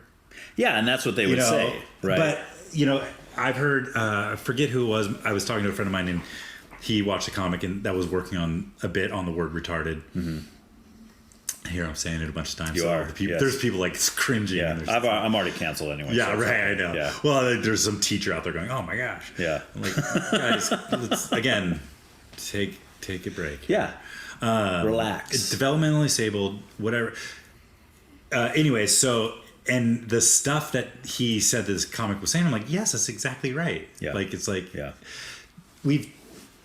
I'm going to do something pretty soon. I'm going to go to do a comedy thing at a place where there's senior citizens, and I'm going to do a whole bit on words that have changed. Oh, nice. And it's like, that's reading the room because they will like that. Yeah, they'll like that. I mean, I probably won't use the word retarded, but no. Definitely the word gay. Yeah, of course. Yes. And again, which just means happy. Right. So. And it's like people here's the thing. It's like if a comic's up there telling a joke about anything and you get offended, there's a great comic, I forget his name because I'm horrible at remembering names. He's like, I can't wait for someone to come up and tell me your joke offended me. Yeah. And he's like, Well, I'm sorry. Well, you obviously didn't mean what you just said. Yeah. Cool. So now you understand how a joke works. Nice. It's like, guys, come on. Yeah. It is a joke. Right. And so, again, reading the room and just my, like, so do you practice your routine like with your wife and stuff? I mean, I run most of my jokes by my wife. And does she think you're funny or no? Be honest. She'll say, yeah, that's good or whatever. Yeah. But she doesn't like laugh at your joke. Like does she ever go to your shows ever? So she went to the Craig Conant show. Okay. And I will tell this, like, you know, again, I don't want to ruin all my tricks, but I've only done it once. I don't think I'll ever do it again but it is good. It's a good one. Yeah. So at the end of that bit, she had no idea I did this. Okay. But she was there. She was there. Okay. So at the end of the bit, I was like, yeah, I'm a father of 4, and here's some jokes for my kids, my 4 kids. I told 4 different jokes that kind of my kids, like, kind of quote unquote wrote. And I was like, and my wife gave me permission to try this hot one on for you. Oh, no. And I took off my sweatshirt and I was wearing her lingerie.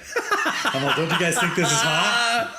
Now, I'm sure when you said that, you were zeroed in on her. Oh, yeah. You had to see the look on her face when you did that. She was just like, I can't believe it. Right? Was it like shock on her face? Yeah, and I think the whole place was shocked. And I look at it now, I'm like, I don't know how that fits into like real comedy. Like, right. It's kind of like, it's almost like, I don't know if that's would be considered a Bush League comedy move, but like, you know, it's like, yeah, it was unexpected. It was unexpected, but that's like, good. I don't know. I you know, I would love some honest feedback. Like if I did it right, if someone, like a comic was like, that really was stupid. Yeah. Like that's so immature. And some people say your jokes are maturity are the age of how long you've been in comedy. Your early jokes are very immature and they kind of grow. But yeah, that makes sense. So I've been told. Yeah. But, yeah, so my wife thinks I run a lot of stuff by my older brother. Okay. I have not the retarded one. Right. Do you have another older brother? So our family, my parents adopted my brother Tommy at the age of 4. He's developmentally disabled. And I think I kind of know him because he used to come into. So my friend Justin and I used to meet at Panera, and either your mom or dad would come in with your brother, and whenever he saw my friend Justin, he would, because I think they knew each other from Calvary, but he would get so excited. Okay. He'd be, hey, Justin, and he'd give him a big hug, and Justin would be like, hey, man, how's it going? And he loved definitely him. Would be one. So they adopted him, and then a few months later, or I actually don't know how long they had Tommy before Aaron was born. Mm-hmm. Be a good question for my mom. So then my older brother was born, and then 18 months later, my parents had me and my brother, which they had no idea they were having twins. Surprise! Till the day we were born. Oh, no way! Yeah. Was this before the days of the ultrasound kind of thing? I mean, ultrasounds existed, but you didn't. I guess it wasn't as common. It wasn't as common. Okay. And then my younger sister was born 4 years later. So I thought you guys were the youngest. No. Okay, so you have a younger sister, and then she's the only girl. And she's the only girl. Okay. Yeah. And they thought, all right, we got a girl. We can. She had a tough life. I mean, talk about like a tough life. You have Tommy, our brother, who requires a ton of attention and gets a ton of attention. Right. Then you have Aaron. He's the older brother, but he's kind of like that. I've got this older brother who's developmentally disabled and retarded. I got to kind of take there's like a responsibility role, and then I've got these younger twins who get a lot of attention because they're twins and we're outgoing and we're eccentric and blah blah blah blah. Yeah. And then this little girl who's like, I'm here, like, give me some attention. You think she would have got a lot of attention being the only daughter? We kind of beat on her a little bit. But we were... Not literally. Let's get that on the record. Right. You didn't literally beat on her. We have a great relationship now. She would definitely have some stories that would probably come out like, I don't remember doing that, but we were pretty mean. So she's 4 years younger than you guys? Okay. 4 years younger. So we had a pretty rad family. So again, like our family, there's so many stories growing up. Yeah. That I can tell. I mean, right, I bet. And you guys are probably close as adults still? Yeah. So Tommy lives actually not too far from here. Okay. And I see him occasionally. My mom takes him out quite a bit. Yeah. My older brother and I hang out quite a bit. We talk. He lives in the area. He lives here in town. Okay. And then Dave moved to San Diego, but we talk. What part of San Diego? He's in Vista. Okay. So we used to live in Ramona. Oh, okay. Yeah. Up on the hill up there. Yeah. Right. Yeah. Yeah. So he's down there. So we talk every day. Mm-hmm. And then my sister and I we're close. Yeah. We're really close. Yeah. Cool, man. She's in town. She's amazing. She she's a piano teacher. And Okay. Which your mom did a lot with that, right? my mom was a music teacher. Music teacher. And Wait a minute. At Joe Dude, Nineville. I know your sister too. Yeah. She's a piano teacher. Yeah, piano and she used to, who did she used to teach? One of my kids?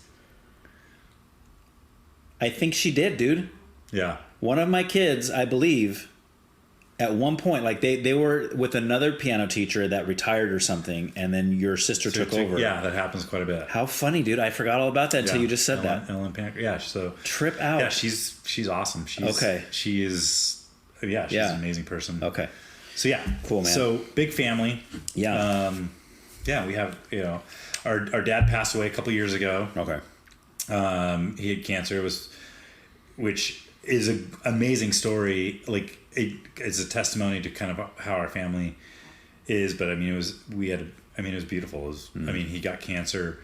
We, took on that perspective of like, okay, cool. This is probably gonna take him soon or whatever. And went through the whole process. And then the last 7 days it was quite an experience. And one thing my dad taught me, and this is why, one thing my dad said was, and actually, let me try to frame this up right.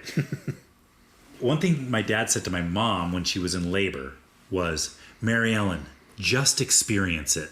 Oh my gosh. Right? Yeah. I can think of a million things that you would say other than that to your wife who's in labor. That was my dad's thing. My dad, he was in Vietnam, flew airplanes, and did all this. But but that always stuck with me. Just experience it. Right.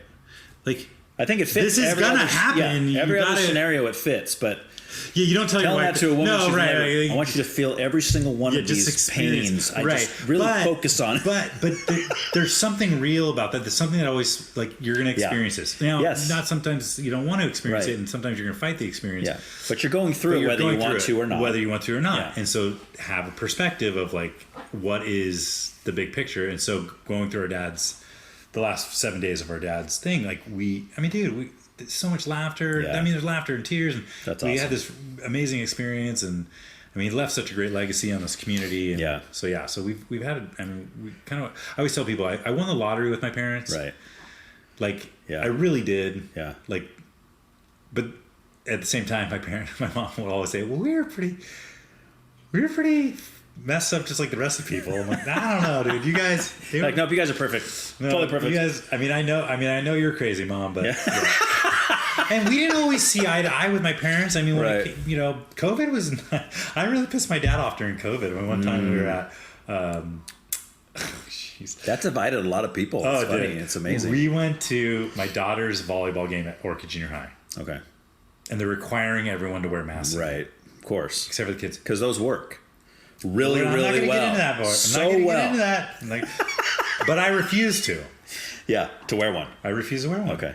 So I'm sitting in there, and they're walking. Like, maybe I had the mask below my chin, or like I was very like, I'm like this. I am standing in. Anyways, and so they're getting mad at me. They're getting mad. My dad actually got up and went and sat on the other side of the gym. Really? Those are one of those moments where I'm like, yeah. This has backfired on me because I didn't want to disappoint my dad. Yeah. If anything, I should have been wearing the mask just for him. Yes. Yeah. And it wasn't that my dad thinks we should be wearing masks. No. They're following the rule. The rule is this: follow the rule. Follow the rule. Yeah. And I wouldn't say I'm initially a rule breaker, but I'm very skeptic on a lot of rules. I'm like, this rule makes no sense. Mm-hmm. There's no need to follow this. Right. Like, why are we doing this? But does that ever happen to you with your kids, where you have a rule and they're like, "Well, Dad, this rule makes no sense," and you're like, "It doesn't matter if it makes sense. It makes sense to me. You need to do." Yeah, well, I think that's definitely backfired in my life. Yeah, my oldest son definitely has a lot of that. He's very keen on that type of stuff. So, and not that we made weird rules, but anyways, so my dad sits on the other side, and then I end up getting asked to leave, and I leave, and I go over. And I'm like not being mean about it. I'm like, okay, well, cool, fine, I'll leave. Right. And I'm all, I just want my $3 back. Yeah. So I go back to get my $3 back, and the teacher there, she's just like railing me. I'm like, whoa, I'm doing what you guys asked me to leave. I'm leaving. I just want I'm like, dude, what are you? Yeah. Like, and this other lady came and was like, you need to stop doing this to him. What he's doing is actually right. And Oh, no way. Oh, great. Another teacher at the school? No, and like another parent or something. Oh, just a person in the stands kind of thing. Yeah. Okay. It was funny. But Wow. anyways, And you're like, all right, I started a war. I'll see you guys later. Yeah, I mean, I and not to get into that part. I mean, Yeah. someone said you got to choose the hill you're going to die on. But there were some things that really, when my wife got very upset during COVID, because it was kind of like when things were kind of like lightening up, just kind of. But they were doing the jogathon run thing, and she wanted to go experience it. Go. It's an outdoor thing. Like you should be able to go. Yeah. Well, they find out like less than 24 hours later, you have to have had taken a COVID test within blah blah blah or be vaccinated. Yeah. And I'm like, and my wife is like, just upset. So they're like telling us, hey, 24 hours. There was no time to get the COVID tests in time or get vaccinated to go experience it. So my wife is upset. She's like in tears. She's like, we're losing experiences with our children because of this, right? Right. And I'm like pissed. Yeah. So that morning, I'm pretty upset at this. I'm upset, of course, that my wife's upset, and of course I'm upset because I don't agree with all the stuff that's going on. Yeah. So I go to the school board. Nice. And that morning, I'm like, dude, this makes no sense. Right. Everyone's outside. You're going to make the parents that aren't vaccinated and stand behind a fence to watch their children. Makes zero sense. And I'm like, I'm laying into them. And again, these are the moments of my life where I'm like, these people have this like I'm pissed. And I'm like, I love you, but I'm very mad at this situation. And of course, I hope that the person knows that I do care about them. And I know, and I'm like kind of calling them out. I'm like, you guys, dude, you're doing what the state's telling you to do, but what the state's telling you to do is not right. This is not right. How is this keeping our kids safe? Yeah. So, do they ever tell you, you know what, sir, we agree with you, but we have to follow this because they're telling us we have to follow there's it. part of that. Because I have people tell me that all the time. Well, yeah. And then it came down to money. Anyways, we won't get into that. So I go over to the school. I lost the battle. We're not going to get on campus. But there's all these parents standing out front watching their kids. So I go and I interview each parent. I probably have it on my phone still recorded. I'm like, do you agree with what's going on? Like, this makes no sense. This makes no sense. I got to this person and she was like, you could tell they're like, oh my God, please don't talk to me. Please don't talk to me. And I'm like, what do you, COVID, I don't know. I'm like, but you realize we're behind a fence. Our kids are right there. It's outdoor. But it's all about for our safety. And I was like, okay, for our kids' safety. Yeah. Hey, see that guy right down there? Do you know who he is? No. You notice he's taking pictures of our children. Yeah. How do you know that person has a child out there? Yeah, exactly. And it dawned on him, like, guys, I understand what we're trying to do and keep kids safe, but we're not really keeping kids safe at this point. Like, and so there was all that fear tactics in the beginning where they made people so afraid. And there's still some people like that today. I don't know if you've noticed. Oh, yeah, I know. You still see the guy driving around with a mask on by himself in his car. Yeah. It's like, what do they do to you? Yeah. Like, Well, I mean, and that's a bigger play on the, fear drives a lot of decision making. Absolutely. And typically the fear that drives your decision making makes you make bad decisions. Right. Because if you truly believed in your heart, in your head, that COVID was just, people were dropping dead like flies, if you so much as breathe the air outside, you're going, if you actually believe that, if I did, I'd be wearing a mask everywhere. Sure. And I'd be mad at people that weren't. Yeah, true. But the problem is I use my brain and I look around and I think about it. Well, I mean, again, the perspective, that person, they're funneling things into themselves that doesn't allow them to see that perspective. And so they're stuck on that. But, I'm a profit and loss type of person. I'm like, if I came to you and I said, hey, there is a 0.0 whatever chance that you're going to get a return on your money on this investment, how much money would you invest into it? 0. Right.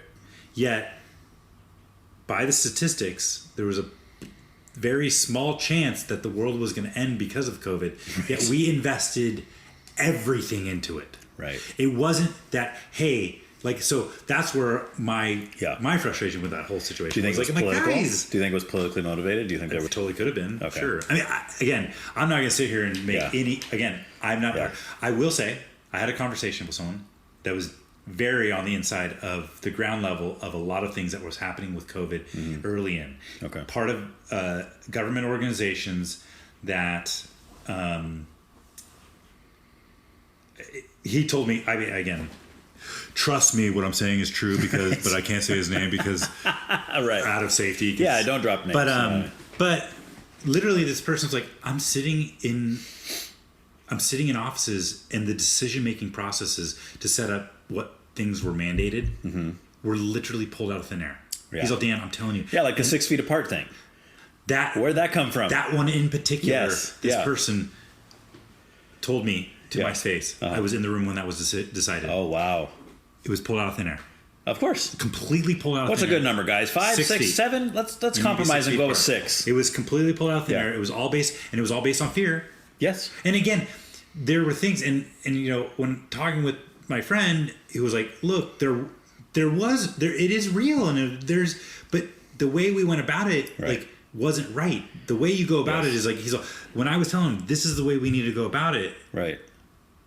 they're like, no, we're just going to go this way. And again, yes, you can argue that this was like a way Yeah. to squash small business. Well, it was a way to Yeah, but why does put it more have to power be? into the. Why does it have to be one side or the other with so many people? It's like Exactly. either you believe, and this is the way they see people. Yes. Either you believe that COVID isn't real and it doesn't exist and it's just all made up. There is no such thing as COVID, or it's the worst thing in the world. It's killing 5,000 people every second, and we're all going to die. No, there's a lot of people in the middle of that. It's the same with the climate thing. It's I would like say you there's either believe more- climate change so- isn't happening or it's going to kill us all. It's So like, no.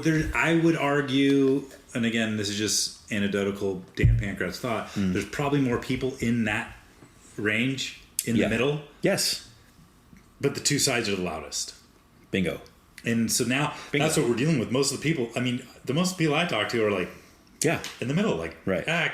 you know. Well, and that's so I listen to what people have to say and I try to gather information the best Yeah. I can. But I also look at my own life, right? So when we're seeing on the news that all these bodies are piling up in New York and everybody's dying and all this stuff, oh, you can't go outside, you're going to die, all this stuff. In the beginning, that's a little frightening because I don't have any information yet. This could be freaked like out. the Yeah. apocalypse. I'm ready. Okay, you know, this is scary. But then as time went on, I started to realize I don't know anybody who even has this yet. And then it kind of hit this area and then people Yep. started getting it. Yep. And I'm like, okay, it's not as bad as it sounds like. But then you know the first person who died from it. Yep. And like, okay, now I know a person who's Now it's died real. from it. There's some real. It's real, but at the same time, that's one person out of how many? Yeah. Is this thing really as big as they're making it sound like? Yeah, I know more people that died of cancer during COVID than COVID is. Exactly. I know more people that died of a lot of other things other than COVID itself. Right. Does that mean COVID's not real? No. No. It means Right. we overdid it with how Yes. it was handled. Anyways. And the why is the interesting part. Well, right. And we can that's all speculation. Yes. That's all speculation. But again, I always go, okay, well, here's and this is where all this perspective comes from. My grandma, my dad's mom, and I would sit and talk to each other about how we would rob banks. Okay. That's good. Because That's she's a good like, thing. you know what I mean? Like, how do you get away with it? How Right. do you do these things? Like, right? Like, This is the kind of stuff everybody talks to their my grandparents about. but that perspective. This is common stuff that, I mean, all kids need to talk to My their grandparents. grandma's like, I don't understand how they don't get away with it. I'm like, I don't either. That's Like, awesome. like, if I was gonna do it, so I've always had that. Like, if I was going to do it, how would I do it? Like, Right. again, if the goal, I'm not saying it is. Yeah. If the goal was for the powerful to get more powerful in the world, I kind of look at what happened during COVID and go, Makes sense. that would be a good way of doing it. Right. That Right. would be a good way of doing Of it. course.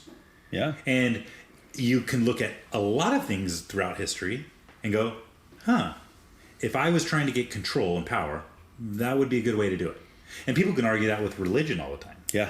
And that's, Yes. I mean, that's where, you know, Which can be true in religion which also. is very Yeah. true in religion. Right. It happens. And that's why it's like, you look at, like, I kind of went through I've always had my faith. I've always believed. Mm-hmm. And but I've went through a stage where I'm like, I don't know if I want to identify as these people. Right.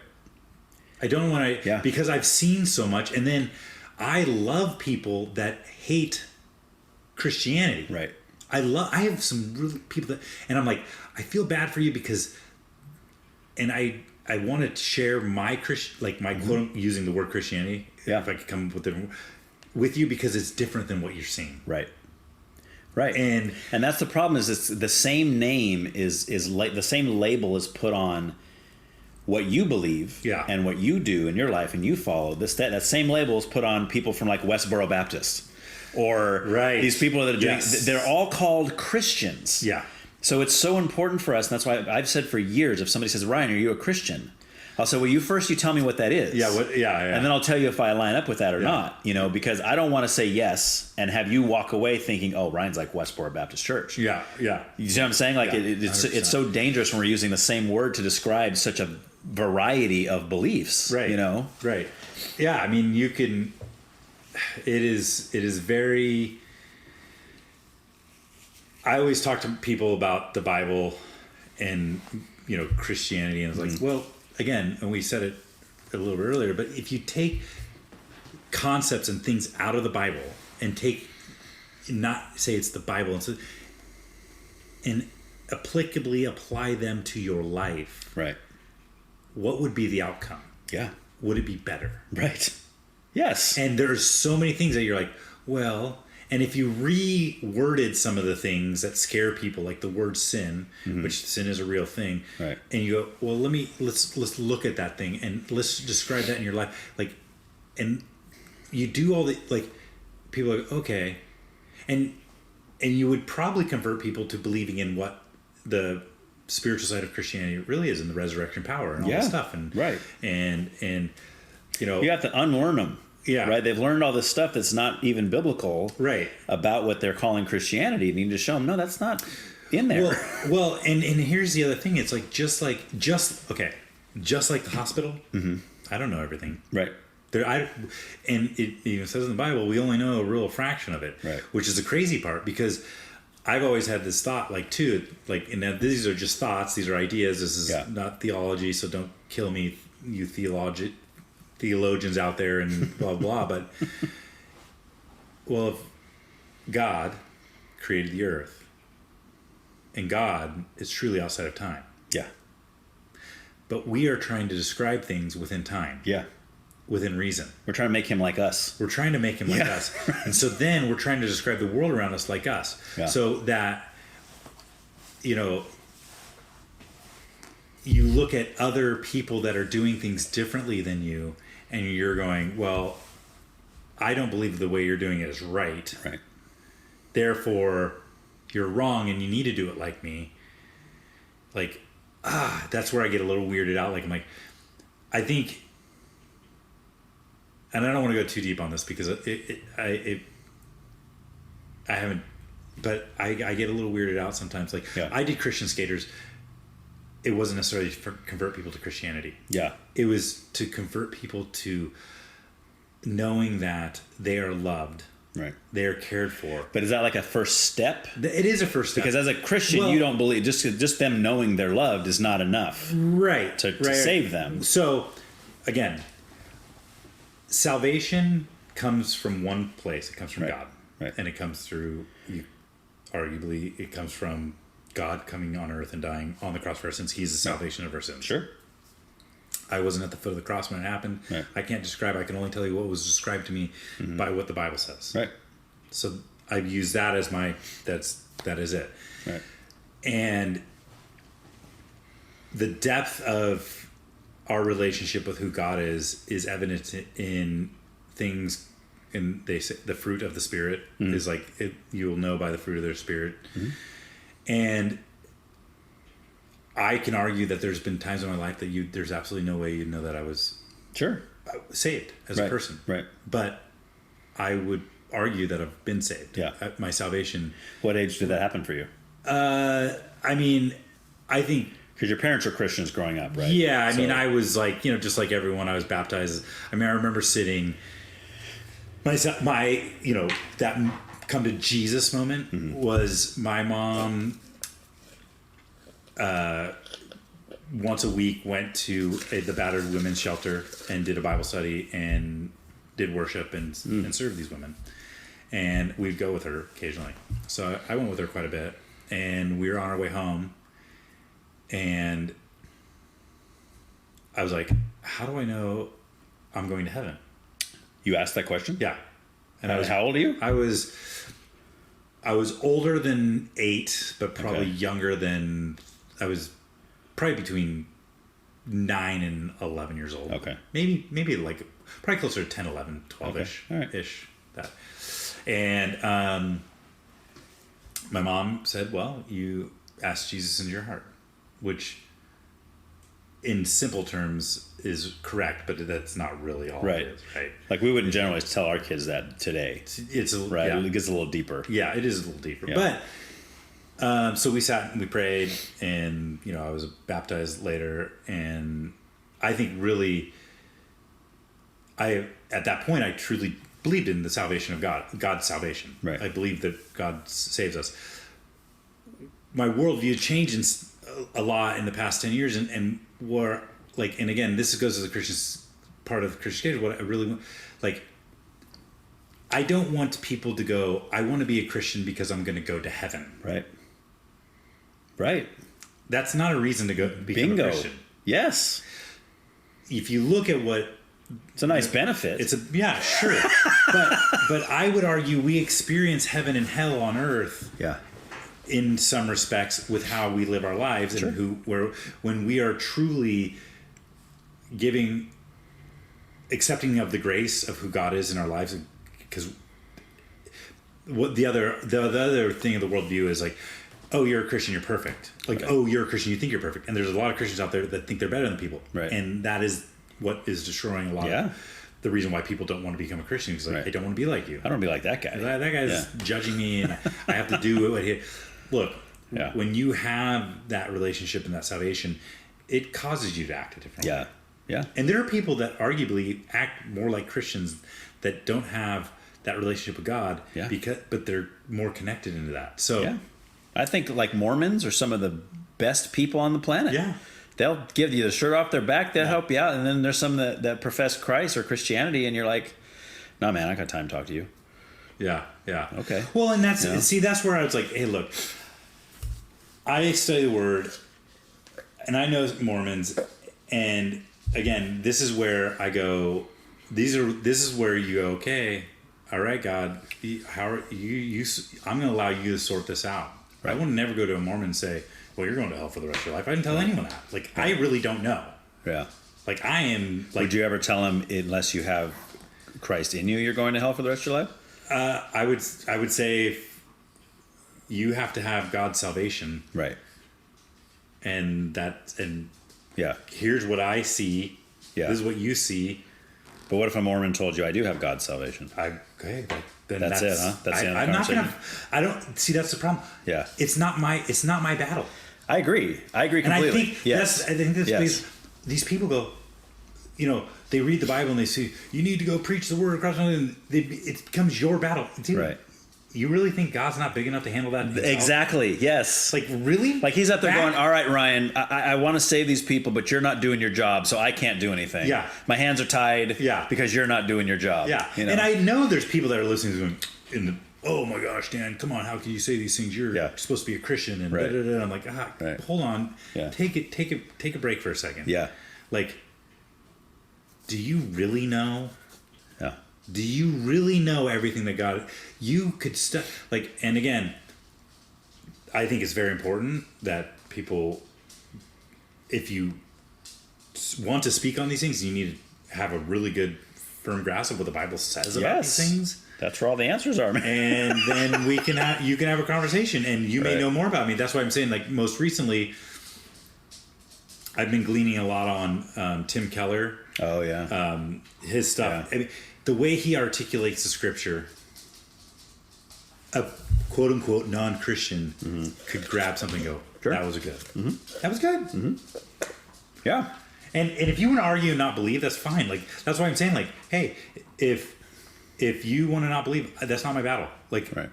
I'm not going to fight you on that. Like, if you're, I'm not. That's Well, because you can't do it anyway. right. And I've never been that way. And I think my dad was always that way too. Like, my dad. That's another thing I learned from my parents was like, it is what you're doing. Like, what Christian Skaters was again. It wasn't to convert people to this religion, Right. but it was to show what God's love Yeah. should look like. Sure. Should look like, because I don't Right. do it perfectly. Right. And Well, what is Jesus even said? They will know you. They will know you're my followers by the love you have for one another. yes, love for one another. That's how they'll know. Not Yeah. because you're telling them, here's this prayer you got to pray. Here's this booklet you got to read. Here's this religion you got to sign up for. Yeah. No, they'll be drawn to the love of Christ. That's what Yeah. they're. I mean, if they're truly being drawn. Yeah. Like you said, there's some that just aren't because they don't want the truth. They don't want God. They're running from Him, away Right. from Him. And we can't do anything about those people either. yes. Kind of like hold them down and say, oh no, you can, you got it. Yeah. No, that's God's Yeah. work. Yeah, and I mean, my buddy Eric and I have been talking quite a bit, and he's the one who actually turned me on to Tim Keller, and Yeah. in being very transparent. The past probably 10 years of my life, I haven't really put much energy into, understanding those things. It's always been there, but I've been battling all this stuff, and arguably I've been doing them what the Christians would say in the flesh. I'm trying to Right. fight these wars in my life Yeah. in the flesh. And most recently I've been like, wait a minute, hold on, Dan, step back just a second. First of all, my other perspective is, one, I could walk out of the door and I could get ran over by a car. But the other truth is, I'll probably live until I'm at least my dad's age, 79 years old, and I'll be old, and I'll be there 79, and I'll look back on all the struggles I had now, and where will they be? They will be gone in the past. Right. And it's like, when you have those perspectives, it's like, oh, this is going to be gone in the past. Like, this sucks, but it will eventually get through this. Yeah. Like, this will, as the Bible says, these things too shall pass. Yeah. Whenever I hear that, I think of Gandalf. Yeah. You shall not pass. But it's so true, like that. It doesn't matter whether you're a Christian or whatever. Like we hold on to. And everything I say, I'm talking about myself. Sure. Like that's the other thing. I like. Please, everyone understand. Like I'm saying these things about myself. Yes. I'm not preaching it, but like You're preaching to yourself. We hold on. Like we hold on to things that aren't important. Like we hold on to things that are like, I got like, all right, dude. Yeah. Like, and I struggle with it. And then, it's like, life's crazy. Like I said, like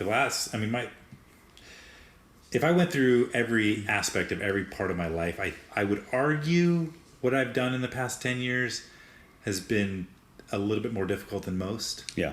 But in a good way, like you find you're growing through that. I think I'm growing now more than I have in a long time, but, it's just, yeah. I mean, I made a lot of fearful decisions and selfish decisions. Yeah. And I'm like, gosh, I wish, I wish I didn't go through that. But again, wishing that you didn't go through what you've gone through doesn't change the fact that you did and you are where you are now. Right. So, okay, what's the next step? Right. And the hope is that you're better in a good way on the other side of it. Yes, I think Right. Yes, I am. I'm not. That's the hope. I'm not in jail. Right. Yes. But I know for me, like when I go through the doubts and the struggles and the crisis of faith and all that kind of stuff, for me, I'm the kind of person that, because I'm a skeptic. I'm naturally a skeptic. Yeah. I always have been. I hated Christians. Like if you would have known me in high school, I would have hated you. I wouldn't have hated you. I would have been like, if you would have come to me, which it sounds like it's not your style anyway, but if you would have come to me and be like, hey dude, you need to believe in Jesus and you're trying to evangelize me, I would have just told you to go jump in a lake. Yeah. So you're narrow-minded, one-sided, this is the only way crap, get out of my face. But I hated all of it, right?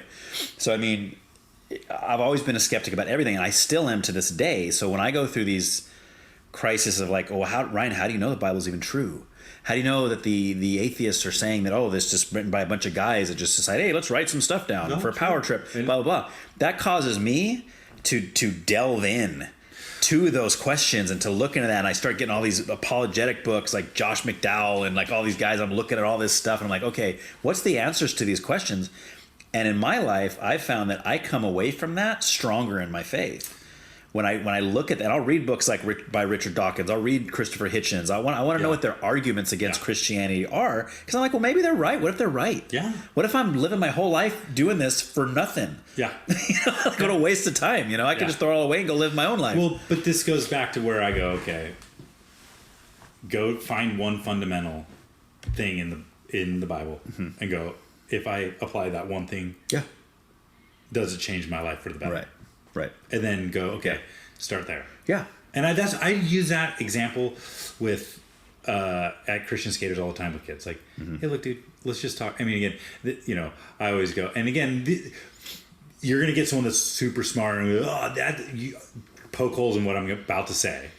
So go ahead and poke holes in. But in a general sense, take for example the idea of you're not supposed to have sex till you're married. Right. The Bible says that, right? Yeah. Okay.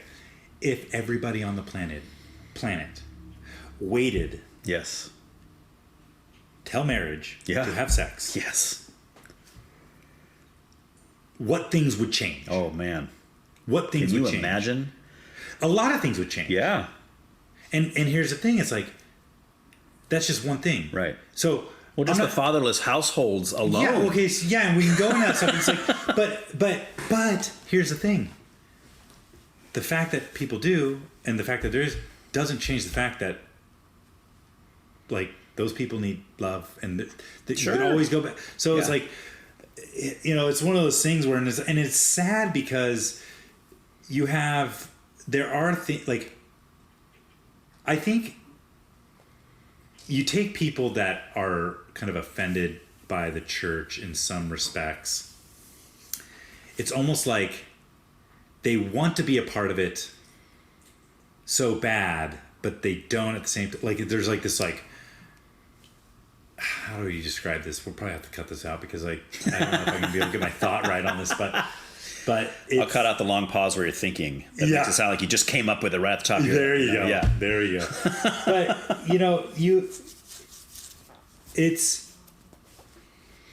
you're narrow-minded. You're not going to let how I'm trying to think of. Yeah, I don't know. It's kind of one of those things where I'm like, I do feel like, well, one, they're just. I mean, there's so much there. I mean, there's just so much to unpack with. Yeah. Like why people Yes. think the way, and like again going back to this whole thing is like, yeah, if everyone did that, everyone waited till marriage to have sex, the world would be completely different. Yeah. Here's where my brain's going. Like you're gonna have an argument like, well, so then you're saying that, someone could argue, well, I'm gay. Yeah. So what are you saying about me, Dan? Because I'm not gonna, Yeah. I'm like, no. So now, like, that's the thing. That's a whole different story or Right. whatever. It's like, and I think, God's got a place for everybody. His room has many houses. So it's like, all right, like, Yeah. look to him, not to Right. these people. Yeah. And I think if you truly do, I tell my kids all the time, where does God live? Yeah. And they're like, well, he lives in our heart. Yeah. Yep, exactly. God is inside of every Right. one of us. Right.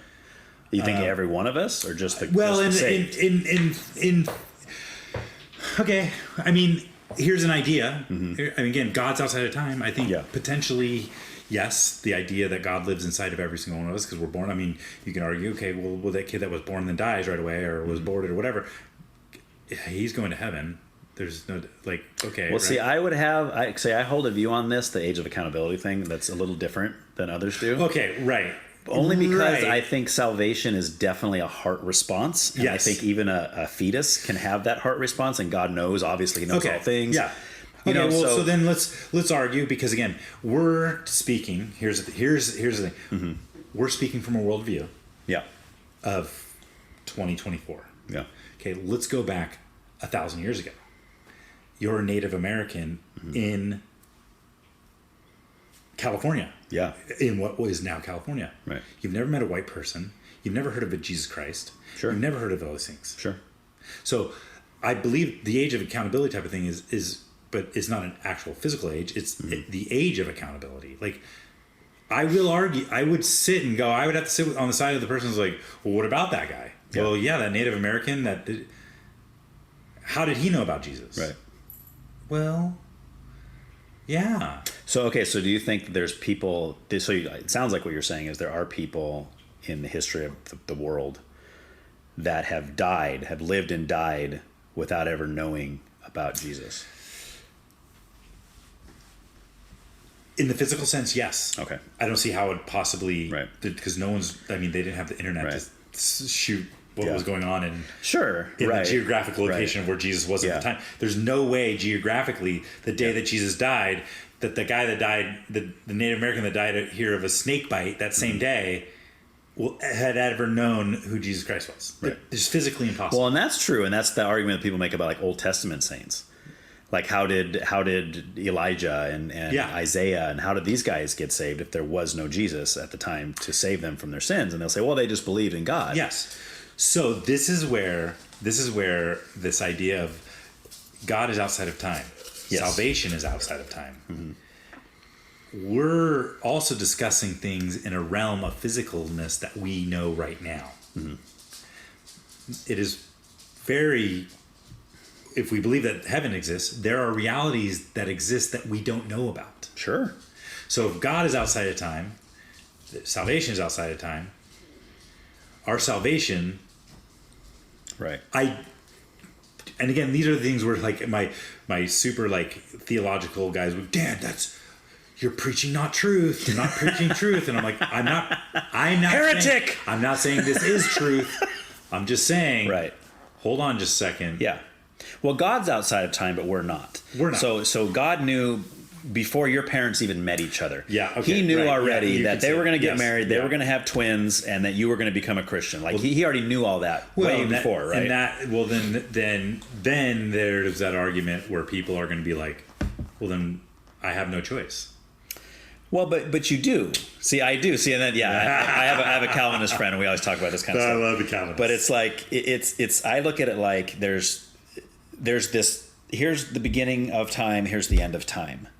God never started. God's always been in existence. He's always been outside of time. He created this thing we call time. He created this universe to be subject to time, and he created an earth, and he put people in it, and he did all this stuff, right? But he also gave us free will. See, this is where my Calvinist friend would disagree with me. Yeah, right. I would say that we have free will, but, and this is something we were just talking about the other day because it's really interesting. How far does that go? Like, because your free will and the decisions you're making is influenced by what? Your life, the people you know, the things that have happened to you, where you're born, all that stuff plays a part, right? Mm-hmm. So, but I think that you do have a free will to do things to a certain extent, because we talk about like school shooters. Sometimes they get away with it. Sometimes they go in there and they kill 30 kids. It's terrible. It's horrible. And this is where all the atheists and the non-believers are going to say, where's your God now? Where's your God? Yeah. Right? And they say there's evidence that God doesn't exist. Well, and there's other times that this guy's on his way to shoot up a school and he gets killed before, or he crashes into a tree, or some civilian with God a gun. Did that. Right. Well, it's like, well, God allows or doesn't allow, and we don't necessarily know why. God knows the ultimate reason why he does what he does and allows what he allows. But I think that he allows us free will, but he knows all the decisions we're going to make from birth to death, and his plan includes all that. Right? He's like, okay, I know Ryan's gonna say this and do this on this day. I know when he's 17 he's gonna hate me, he's gonna hate Christians, he's gonna hate all this. But I also know when he's 24 he's gonna receive me. Right? So he's got all this stuff planned out in my life that's gonna get me to that place. And then the Calvinists will say, there you go, determinism. See, you had no say in it. He forced you to that place. Yeah. And I'm like, nah, kind of a fine line there. You know? And you know, I won't say I disagree with. I mean, I'm a fence rider on a lot of things. Yeah. Like Yeah. But okay, cool. Yeah, sure. Yeah. That seems like could be a pretty logical explanation of this whole thing. Right. Where, like, again, I won't say this is a disagreement, but I'm like, we're still discussing God with the brain that we have. Yes. That's all we got, man. And I truly believe that our brain is relatively limited into the full expanse of the universe and what's going on. Totally. And aren't you glad about that? I am super glad. Yeah. I am super glad. 'Cause I don't want to know everything. That'd be boring. Yeah, There'd be no quest left, you know? Yeah, no. And I think I truly believe that, again, it's like, I like the thought of no one left behind. But you believe it? But I don't know if I could totally believe it. Okay. So, okay. You have to deny God, the existence of God. Like, fully deny. and literally be on Satan's side to go to hell. Mm-hmm. Like, you have to be so, like, almost as an intentional about accepting Christ to denying Christ to go to hell. Right. And there's a feel-good part of that because you're like, oh, that opens up for a lot of people that, one, it opens up to the person that, the Native American that never heard. Yeah. And all that sort of things. And maybe it opens up to the person that was like skeptical that maybe thought they did, maybe they didn't. Well, anyways. So I guess my question for you then with that, all that you just said, go ahead. Would be, so do you think that there are people that, again, live and die on that middle road? Like, they haven't rejected Christ, but they also haven't received Christ, so they just die having never really made a decision? Or do you think that it's hard line, like you either choose Christ or you don't, and by not choosing him, you in essence are rejecting him, right? Because Jesus said, "You're either for me or you're against me," right? The feel good part of me says, yes, I like the gray zone, but I think the practical side of me says there is a line in the sand. But here's the thing. I don't know personally where God's line is. And that's maybe what I'm saying is like, hey, look, God does have a line in the sand. Because if he didn't, then he's just some wishy-washy Well, parent. then what's the point of Jesus? What's the point of Jesus? He's wishy-washy, right? Whatever. So he does have a hard line. And we can say right now, okay, we're going to say Jesus is the hard line. So meaning what? You either receive him or reject. Yeah, that's Jesus, the dividing. The salvation, God's salvation comes through the sacrifice, and your sins are paid for by Jesus, not by anything that you've done. Right. Which is what the Bible teaches. You agree, right? Right. Okay. I would agree. Yeah. So, anyone listening to this, think about that for a second. Yeah. And I told some guys this one time, these were some skate trip guys, and I was on a skate trip. We went to Portland, but I took our skate team up to Portland to do a skate contest, and we were on our way back, and we were camping, and I was like, the kids are getting ready, and it was a skate trip, so they're going to smoke weed and do whatever. Yeah. And, but we're sitting there, and I was like, guys, don't smoke weed until we get set up. Like, you got to get yourself taken care of before we do this. Before you get lazy. I don't care. Let's do this. Let's be responsible. Right. And then we were sitting there, and we were talking about things, and I was like, look, guys, there is nothing that you can do on earth that gives you the right to heaven. Nice. There's also nothing you can do on earth that gives you the right to hell. Why? Well, what I'm saying is in the physical sense of you can kill 100 people in the world, but that's not what puts you in hell. Right. God's salvation. Yeah. And, so there is that thing that God's grace, accepting of God's grace. Yeah. Is what gets you into heaven. Right. You accept God's grace. But there's a lot of Christians that would tell you that the ways that the things you do to get to hell are be gay. Yeah, I know. Or commit suicide, or commit murder. Oh, right? And those are the people that have destroyed Christianity, and that's why you have this community of gay people that hate Christians, and you're like, yeah. Okay. It's terrible. I was thinking about this before because I'm glad we're talking about this because I shared this at my dad's celebration of life. Yeah. There's a story in the Bible. They present a prostitute in front of these people and they're going to stone her. Okay. And Jesus comes and what does he say? Let you without sin Yeah. cast the first stone. Correct. They all drop their stone and walk away. Yes. I always say my dad would have dropped the stone and not walked away. He would have walked up to Jesus and go, what do I do next? How do I help her now? Right. Like, what do I do? Right. I think there is my thought of this is, the Christians are dropping their stone, but they're standing there going, but she's wrong. She shouldn't be doing that. Right. She's a horrible person, and she needs a change, and she doesn't change. She's going to hell. No. Look at yourself. That's not what God's saying. Yes. Like, there's so much of that. And I think that's what, like, again, and here's the thing. Satan is sitting here laughing in his boots going, ha, I am stirring all this up. I'm making, like, these people think, like, I know there's, and again, like, I could see there's Christians that are doing great work, but I'm like, oh my God, you are that person. Yes. You were such that person. Right. Like, you're putting down your stone, but then you're still telling that person, well, blah, blah, blah, blah, blah. You know what God said to her? Go, your sins are forgiven. He didn't say stop being a prostitute. He said, go, your sins are forgiven. Right. She's going to figure that out on her own. And, the thing is, she could prostitute till the day she died.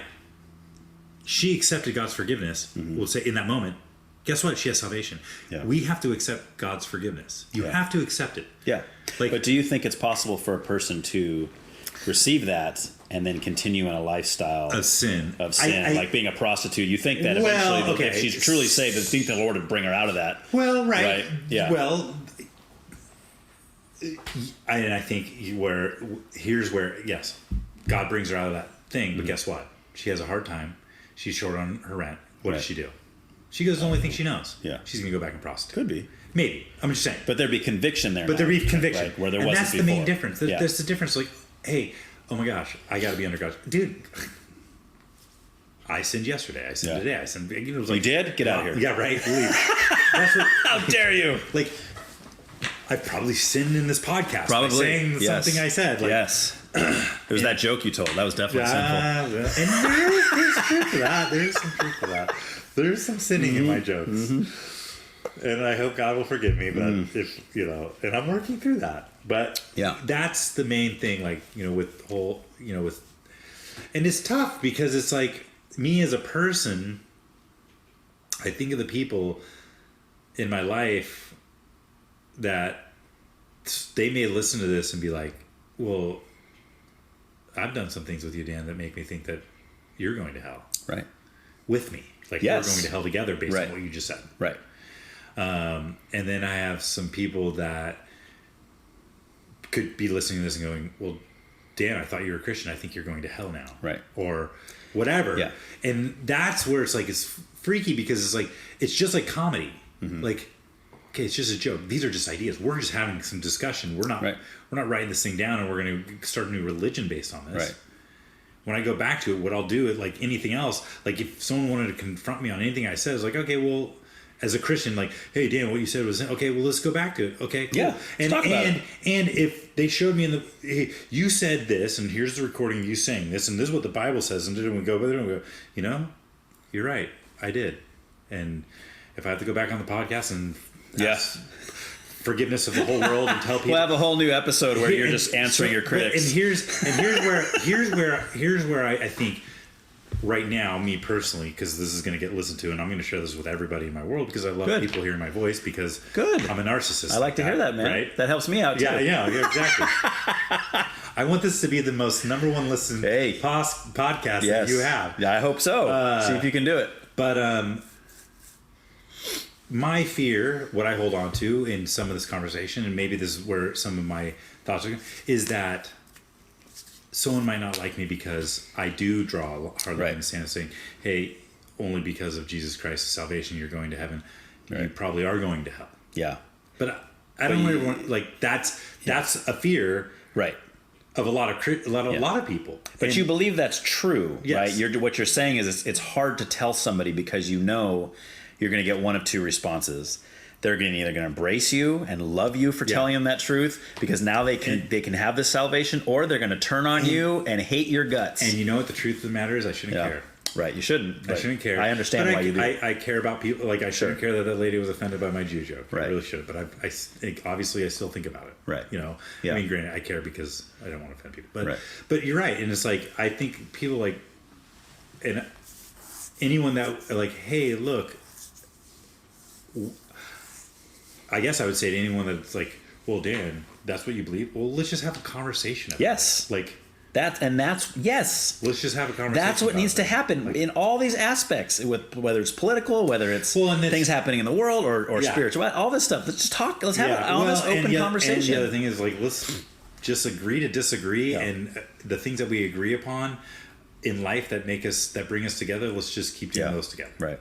You know? But so what do you think about this? Because when I talk to specifically atheists, or at least somebody who doesn't believe Christianity, right? I have a lot of very close friends that are on that side of the fence, and they'll say like this: Ryan, I understand that you're a Christian, that's what you found, that's what makes your life better, and that's what you like, I'm so happy for you, Ryan. I think that's great. I don't believe that. So just leave me alone. Stop talking to me. I don't want anything to do with this. Now, my response, and you tell me what you think about this. My response, you may agree or disagree with my response. I say, basically, first of all, I say, I am not going to try to force this on you. Mm-hmm. Because, first of all, it's not my job to convince you necessarily that what I believe is true, especially if you're so standoffish about it. Yeah. I'll take that as maybe the Lord's not working on you right now, so maybe I'll talk to you another time or whatever.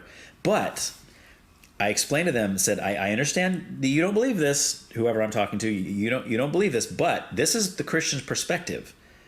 If the Bible's true, then what you're asking me to do is watch you, a person that I love and care about, walk towards a cliff that they can't see. Yeah. And you're asking me to just be like, all right, cool, go ahead and fall off the cliff. Yeah. Because in real life, we would never do that. Like if that was an actual picture and let's say your wife or your children is walking towards a cliff and you can stop them, they can't see it. What are you going to do? You're going to run at them with all you've got, tackle them to the ground, even if they hate your guts afterwards. You know, you're right. Because you're going to be like, dude, there's a cliff. What are you doing? You're about to die, you know?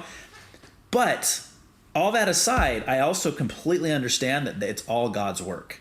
Right? In my own life, I know that. I had Christians witnessing to me for years. They would invite me to Bible studies, all kind of stuff. I would go there and just make fun of them and yell at them and sometimes leave in a huff after cussing them out or whatever, you know, in these Bible studies. And it's like, because I wasn't ready. Yeah. Yeah. That perspective too of hey, there's a cliff in front of you. And that's the Christian perspective. And maybe explain it. Hey, look, you tell that person, look, hey, here's my perspective right now. Yeah. This is what I'm seeing, and if it was in the physical world, not the spiritual world, you know, you would tackle that person. Absolutely. You would probably actually go as far to try to knock them out unconsciously, to drag them away. If you cared about them, yes. If you cared about them. Right. It was maybe somebody you didn't like, you'd be like, oh, I hope he falls off the cliff. Yeah. So yeah, you put that in perspective. You use that perspective. So, and maybe that's all you have to say to somebody in that situation where it's like, hey, dude, I'm just going to say this, and you may not want to believe it or not, and I'm not going to do this. I'm not going to physically harm you, but my perspective is that, hey, you're walking off a cliff, and I'm going to do anything I can. And actually, the truth is,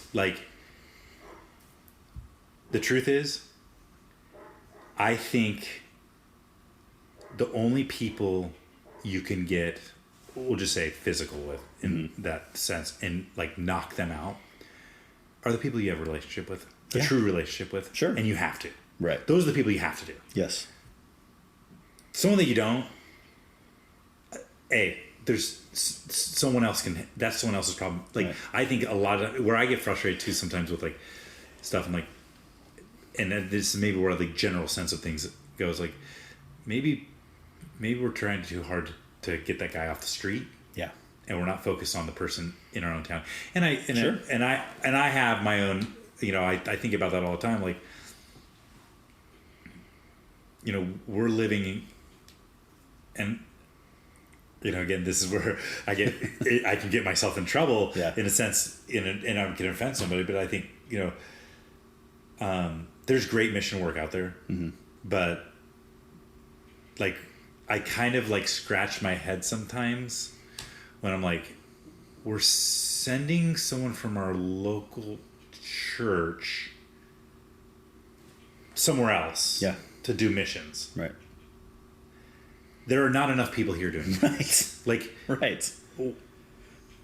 You know, and I'm not saying that's wrong, and if you may feel called to, but I felt called to do things in the past that were not bad, but weren't necessarily the right things to do. Right. Like, really. Right. But you're like, dude, like your neighbor here, like the people you have relationships, are you actually talking to them about it? Right.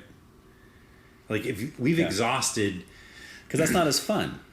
That's not as fun as going to like France or something. And taking a trip, you know. And this whole thing too, this conversation we're having too, like everything is all about identity, right? Like, and then I struggle with that. I struggle with my own identity. Yeah.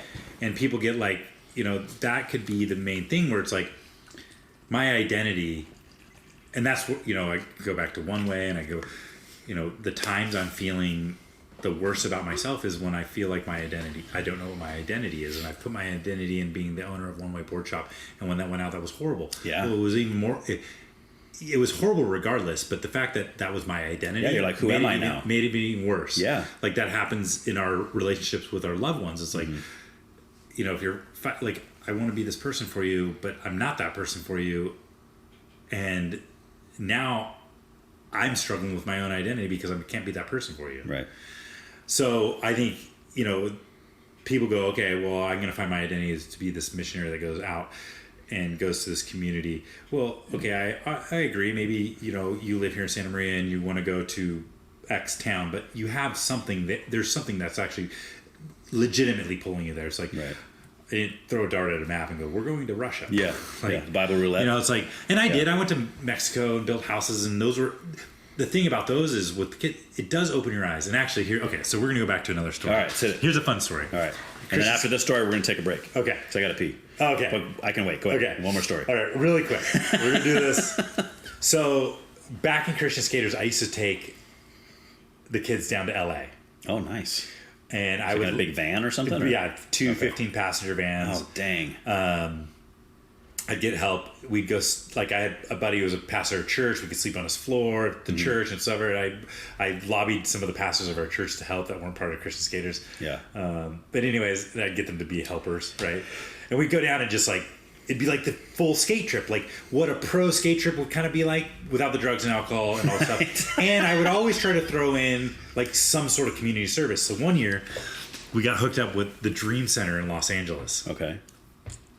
And the Dream Center is, if you're driving on the 101, it's on the left-hand side, south. It's on the left-hand side right by Highway 2. I think it's Alvaro's Boulevard or something like that. But it's like this old church. It's like this, or hospital that was converted to like it's called the Dream Center. It's like get people off the streets, and it's a Christian-based thing. Okay.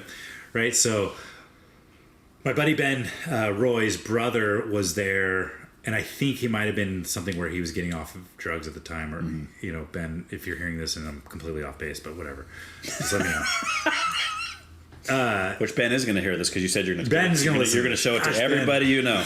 But anyway, so we're there. Tony Hawk Foundation had donated a big vert ramp there. I don't know, you know, we went and we were working on the vert ramp, and some guy, you know, who was getting off heroin was telling some story about how, you know, his, you know, the scared straight story. Oh yeah. To these kids, and then they're like, "Hey, if you guys want to hang out and have dinner here, you guys can have dinner with us. But then we're going to take buses down to South Central. Oh my gosh. And pass out flyers. Oh my gosh. To homeless and drug addicted people." And this is the church doing this, or this is just that organization? This organization's doing this. Okay. And I'm just like, this mid-20s guy with these kids that I told their parents are going down to LA. And these kids are how old? Like 14, high school. 15? Okay. It was high school. Okay. So, and I'm like, I know, and this is not planned. Like, if I was like, yeah, I'm going to take your kids into South Central LA where they're going to be around gangsters, drug addicts, and hookers. Right. Like, I'm sure some of the parents would have been like, yeah, they might not have signed that waiver. Yeah. So anyways, so we get in these buses, these old city buses. They take us down there. They split our groups up in two. And I'm like, it was one of those things where it's like, this is where it's like, you know, for these kids, it was like very eye opening. Like, and actually, technically, you can find that in our own town. There's like places, but not to that level. I mean, it was like so surreal. Like, we're walking down the middle of the street, and like, literally, like, I'm watching people shoot needles in their arms. I'm watching people smoke crack. Yeah. There's like gangsters, and the guy's like pointing out, like, it's almost like we're at Disneyland, like the jungle cruise. The jungle cruise is like, all right, and that is a heroin addict right there, and the people in those tent are having sex, and she's probably, you know, getting drugs from him, and those guys over there in the corner, don't stare too long. Those are gangsters that are actually providing the drugs. And now we're here. Oh my gosh! So we're here, and we're like, so we're getting the tour. We're like, but we're passing out flyers, and this 15-year-old kid's with us, and this cracked out guy comes to our leader guy, and he just gets in his face. He's all, "You're one of us. You're one of us. You're a hypocrite. You're one of us." Da-da. He's like yelling at our leader guy who was part of the Dream Center. This 15-year-old kid that came with us. Yeah. And he's tall. He's as tall as I am. Yeah. Gets in between the two of them. Oh my gosh. And I'm like, oh my You're God. like, oh no. What are you doing, kid? Yeah. And he's all, "Listen, we're here to show you the love of Jesus Christ, and you need to stop doing what you're doing right now, and da-da-da-da, and that's why we're here." And I'm like, oh my God. This kid is going to get... You're like, he's right, but he might die right now. How am I going to... I'm thinking about it, how am I going to explain this one to his parents? Yeah. And the guy is just like, whatever. He backs off and walks away. And I'm like, I grab the kid. I'm like, don't do that again. We get back in the bus. We go back. We meet up with the other group. And these kids are telling me from the other group, like, "Dan, we went into this hotel. And we just started knocking on doors to get the flyers out. And we knocked on his door. And this hooker opens the door with her top off. Oh my God. And there's a guy in the room. And I'm like... You're like, we're not doing this again. Don't tell your parents. Don't tell your that. Oh, I mean, that, man. you know, so anyways, Wow. that was a crazy, that was, I mean, those are the moments of like, and these kids, I have kids, I mean, kids all the time tell me, "Dan, Christian skaters changed my life." Okay. Like, are you still in contact with some of these kids? yeah, I actually Okay. was at a celebration of life for guy recently, and kind of the rougher crew of the dudes that used to come, like, were there, and they're like, Okay. Yeah, I see people all the time. Like, that's really cool. Yeah. Okay. So wow. All right, so we haven't gotten. We're going to do music last because we haven't really gotten to that yet. But before we go there, I want to kind of circle back to kind of political in a sense, and just kind of get, just because there's so much happening right now in the political. I don't know if you follow politics at all, but this, like, the election is coming up in November. We got about a month and a half or so. It's the weirdest situation that our country has ever seen, with this person who's running. Well, first of all, you got Trump, who's an interesting person as it is. Very interesting. Polarizing character in a lot of ways. And then you have Kamala Harris, who had no votes. Nobody voted her in. Yeah. Her first attempt at president was one of the worst runs of all time. Everybody couldn't stand her. But now that she's running against Trump, all of a sudden she's the greatest thing in the world. She's awesome. She's wonderful. Everybody's putting her up there on a pedestal like she's Mother Teresa because she's not Trump, right? And it's like, well, we got to help her win because at least she's not Trump. Yeah. So, I mean, so there's just some interesting stuff going on. So, I mean, I'm curious, like, what are your thoughts on the two candidates we have and the election in general? Like, what are your predictions? I mean, it's similar to everything else, the way I think about it, a lot of things. Okay. But first off, I have, like, tried to curve my algorithm because I really, not that I don't care, but again, I use this saying all the time. It's like, you know, I would always get asked a lot, like when I had my businesses, and hey, what president's going to be the best for business? Right. I've never had a president buy anything from me. That's a good point. And it's like, that you know of. They could have been an online sale. You know, true. Like a story about that, but not a president. Really quick. Yeah. The coach for the Dallas Cowboys bought a Nixon watch off us. Nice, dude. Turned out it was fraudulent. Oh, no way. It was his real phone. It was the stadium's phone number. We ended up getting a hold of his wife, and she's like, "Yeah, wow." Anyways, meaning he didn't actually order it. Somebody stole his number and because when we saw it was the Cowboys coach, that we looked at the address. I'm like, let's Google Earth this address. Yeah. It's like some shanty in Florida. No, this is not real. So on the political side, like I said, so I've tried to curve my algorithm by, like, kind of deleting a lot of things that on the political things. But again, I'm like I said, like, dude, I don't know, man. Yeah. Like, it's easy to get jaded by all of it. And it's like, again, it goes to the whole thing. It's like, guys, this is all a charade. It's all a charade. Yeah. Like, if we, like, this is. It's a charade, but real things happen. I know, right? Like, whoever gets in office in January is going to affect us, right? Our actual lives is going to affect that. Well, I mean, yeah, I guess you're right, but Okay, so during the 2008, 10, whatever recession, was that Bush? Was it Bush or was That it would have been Obama, I believe. Obama? So yeah. okay, so if it would have been McCain, would we have not had a recession? Who knows? Who knows? You have to go back in time. Yeah. So part of me says, yes, it's going to affect me, Right. but I don't know what the effect really is going to be. Sure. I mean, my biggest thing is like, okay, candidates aside, like, let's look at policies and things like that. Like, I mean, the biggest thing I saw recently, a friend shared something about, like, I mean, taxes get me because I think, one, as a business person, is like, we're not spending our taxes properly. Like, I don't mind being taxed, but like, Right. obviously things are going to waste. Yeah. But you know, I saw something about like the unrealized capital gains tax, or you know, Oh, yeah. I'm like, yeah. yeah, dude, that's That's wrong. a Kamala Harris thing. That Is wrong. She's pushing. You yeah. can't do that. You can, Right. I can't.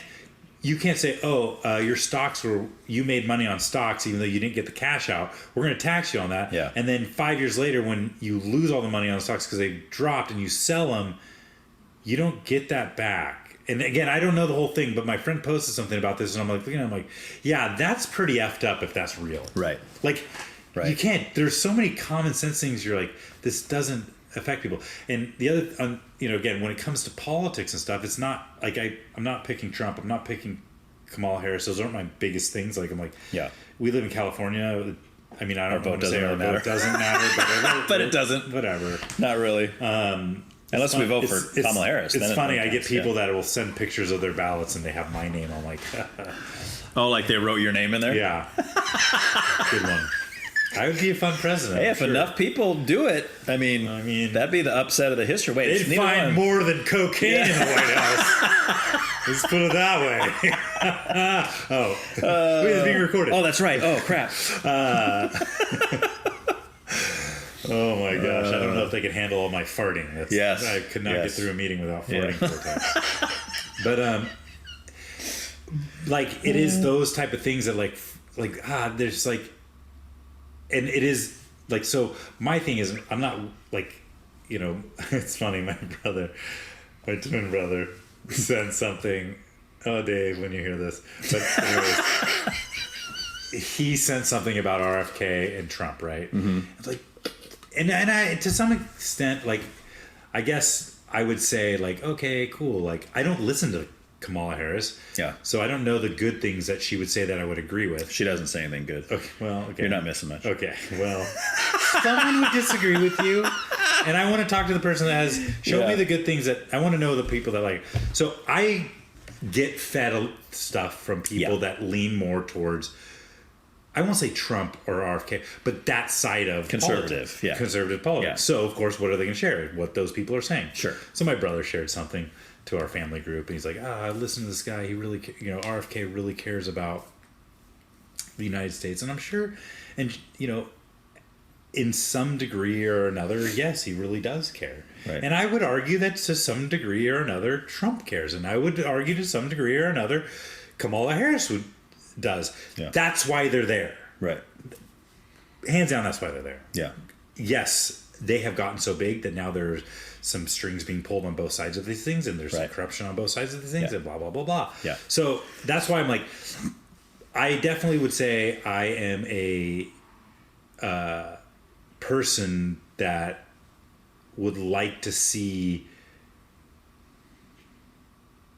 things in society work better. Mm-hmm. And Do you have some examples of things so that... here's a prime example. Okay. As a business person, small businesses their taxes are out of control, and I think taxes are good and taxes are bad. If I ruled the world, and I could be wrong because I don't know the butterfly effects of my decisions because I'm not in politics, but Yet. Not yet, Oh, but jeez. you're on the ballot, so I'm on the ballot. you might be in politics before you realize it. if I could make a change to employment tax laws, this is the type of change I would make. And minimum wage. We're going to throw this all together. So this is just a Dan Pankratz idea. Okay. I'm not running for office. Dan Pankratz 2024. You all heard it here. Get out of here. Put his name on the ballots.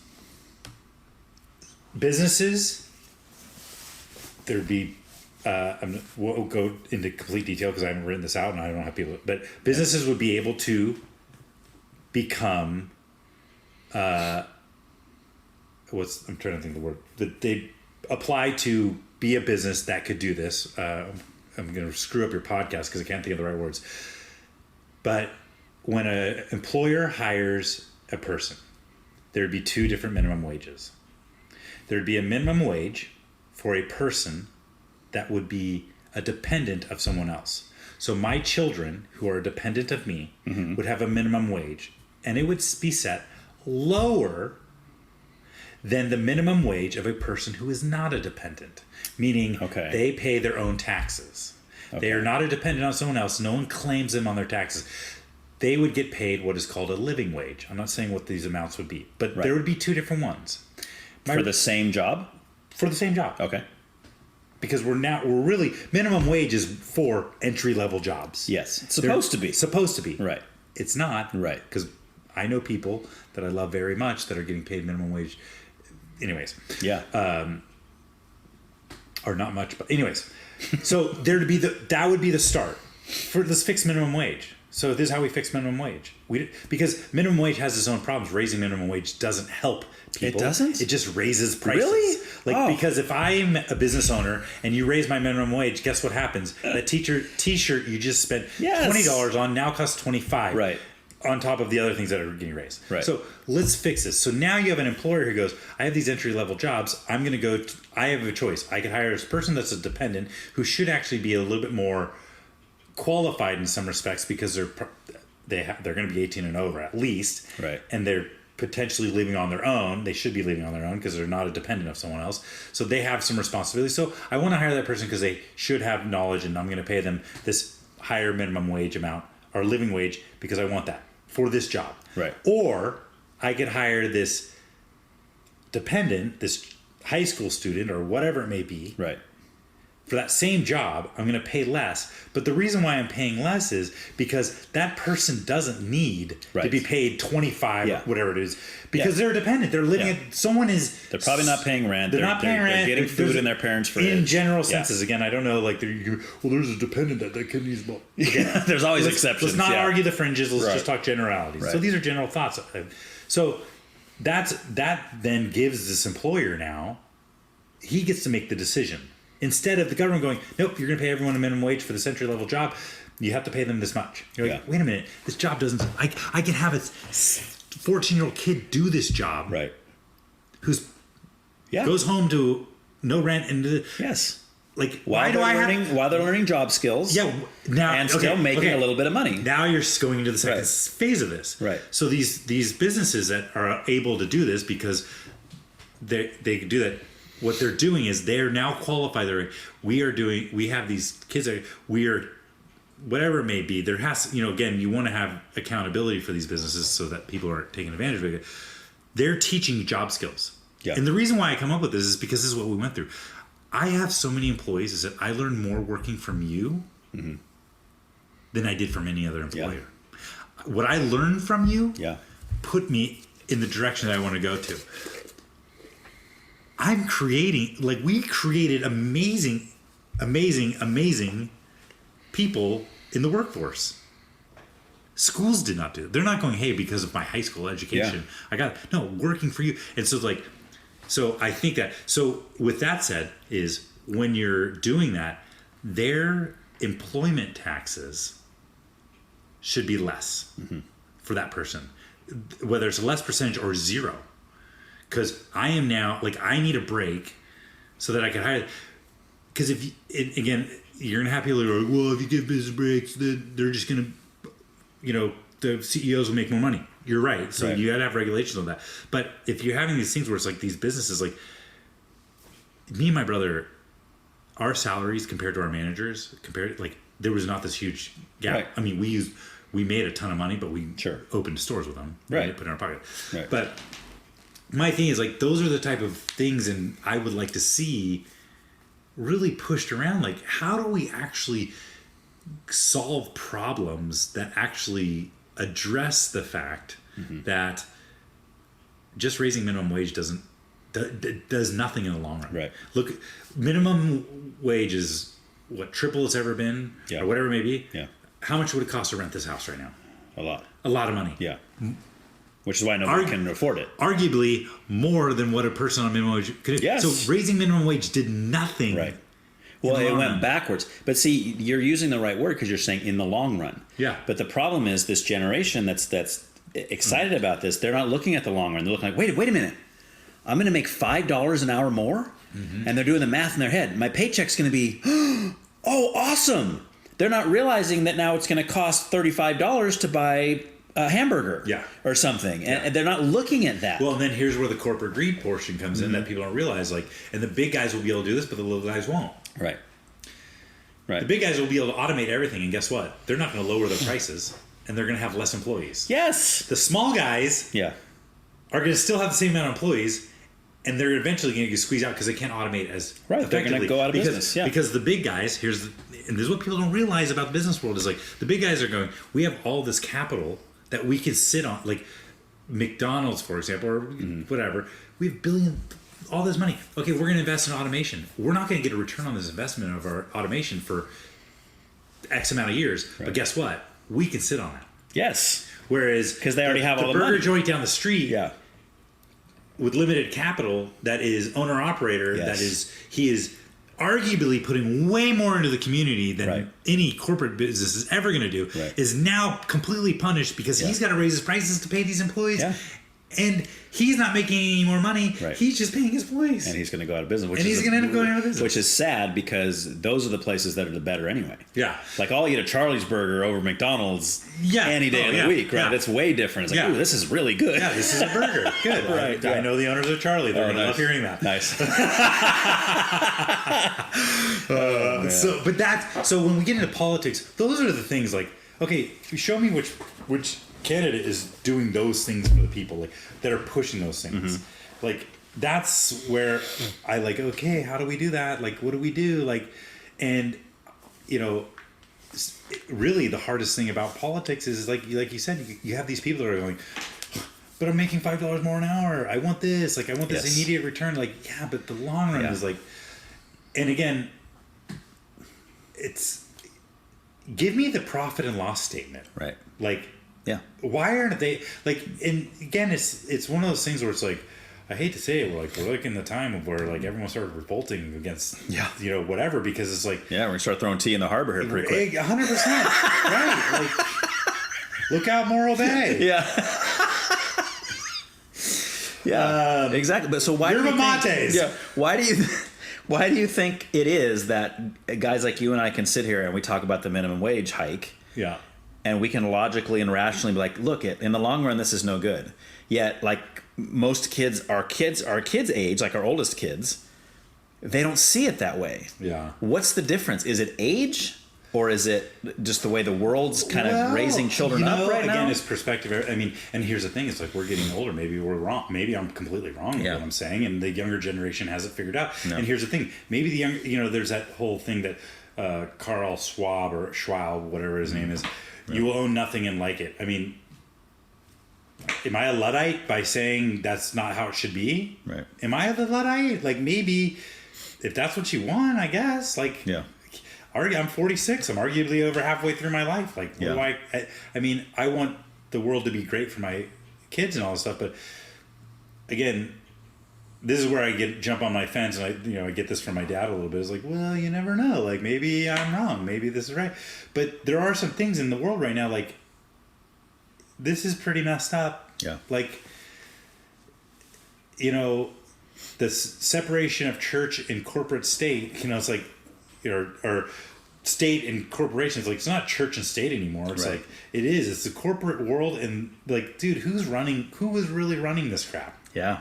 That's the question, my friend. Like, it's wacky, dude. Yeah. It's like you go around and you're like... Yeah, well, that's what I meant about getting jaded so easy, because it's like we get into, Paul, what do we do to this and again? But, most of us, we really get into that deep, dark areas of our government in our country.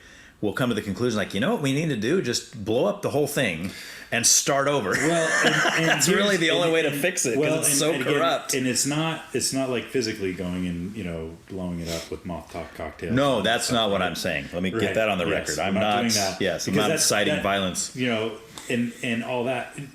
Here's the thing. It's like, I tell people, you vote with your dollars. Mm-hmm. It doesn't matter who's the president. You vote with where you spend your money. Mm-hmm. You really do. Mm-hmm. Right. If you buy, and I'm one, because I have no money in the stock market, so I don't really care. And I know people that make a lot of money on the stock market. Yeah. But dude, that's kind of part of the problem. Right. I mean, that's because they're smarter than me. Corporations care more about their shareholders than their employees and their customers altogether. Right. Like, that's all they care about. Yeah. Like, we're going to make them money.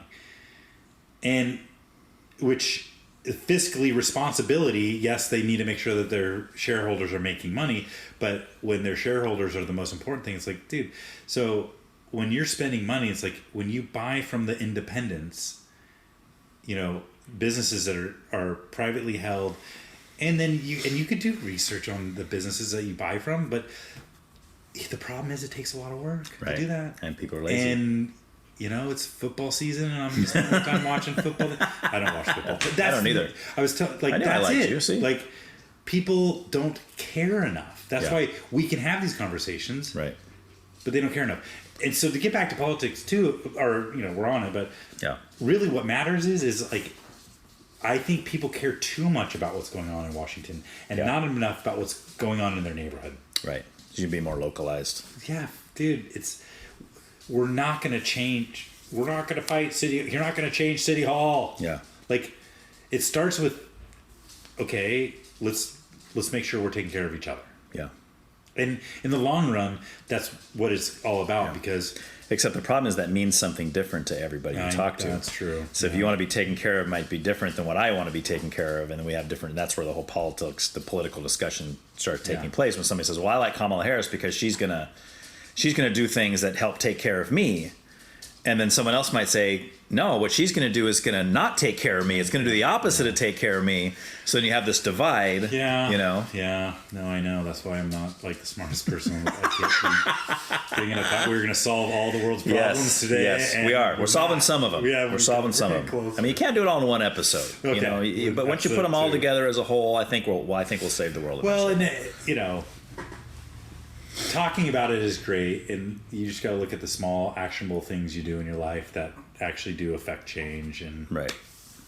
That's where I struggle with my own self. I'm like, am I really affecting change in the world? And I do care about the world, but then it's like, am I affecting change in my family? Like, I'm not. Sometimes people get so focused on what is important in politics, and they miss the trees for the forest. I'm not a perfect husband. Yeah, you're not? I know. Oh, man, dude. I'm not a perfect father. Wow. Even though I've been told I'm a pretty good father by my kids. Yeah. And it's like, okay, maybe I just need to focus on those things. Because the truth of the matter is, here's the thing. My daughter one time said, "Dad, what would happen if, like, not the underworld, like, the lights went off? Yeah. What would we do?" Right. What would we do? I'm all, we'd be Amish. No, we would survive. Because I've survived this long. I'm not going to let we would survive as long as we could survive. Yeah. Like, okay, whatever happens and it causes the grid to shut down and and transportation, we're going to survive. We're going to find a way to survive. Yeah. We're going to it's not going to look like it looks now, but we're going to find a way to survive. Right. And so, maybe that's what we really need. But the truth is, we're also sitting here talking about politics in our world. Like, our world is the only world that matters. Yeah. When, like, maybe that's why people need to go do missions to other places and go to see other places. It's eye-opening, yeah. It's eye-opening, dude. Yeah. People still think the United States is the greatest country in the world. Yeah. People are... You mean other people in other countries think that about us? Yeah, think that about us. Like, people still want to be here. Yes. And, like... risking their lives at some point to get here. They're still doing it. And granted, they're trying to get more voters over here. No, I'm just kidding. I had a jab at that, of course. Yeah. No, but arguably, I would argue that there's a lot of people that are coming into our country, legally and illegally, for the sole purpose is like, I am searching for a better life, and I think it's here. Right. And they're right in a lot of ways. They're right. Compared to where they're coming from in some cases, yeah. That's why I say when we get into like the debate about immigration and all this stuff, I'm like, I get it. Yeah. Like I always try to put myself in their shoes and be like, okay, I'm over here, I'm married, I got my wife, I got my 3 young children, and the conditions here are brutal. Like I can barely survive, I can barely raise my family. They're around all this terrible things all the time. They're getting influenced by all this stuff that's bad. Yeah. I get it. I understand wanting to get somewhere where you can have the freedom in government to get a job, make a name for yourself, maybe start a business, have a good life for your family. You can argue that sometimes the worst in our area is better than what they have. Yes. They're absolutely is better than their best. Right. Yeah, I mean, so it's and everything's got to be done right, and like you look at it, like you kind of try to boil things down to like everything. You boil it to your whole family thing. Well, you got to follow the rules. You got to, if you want to do these things, follow the rules. Like, I guess that's the main argument. And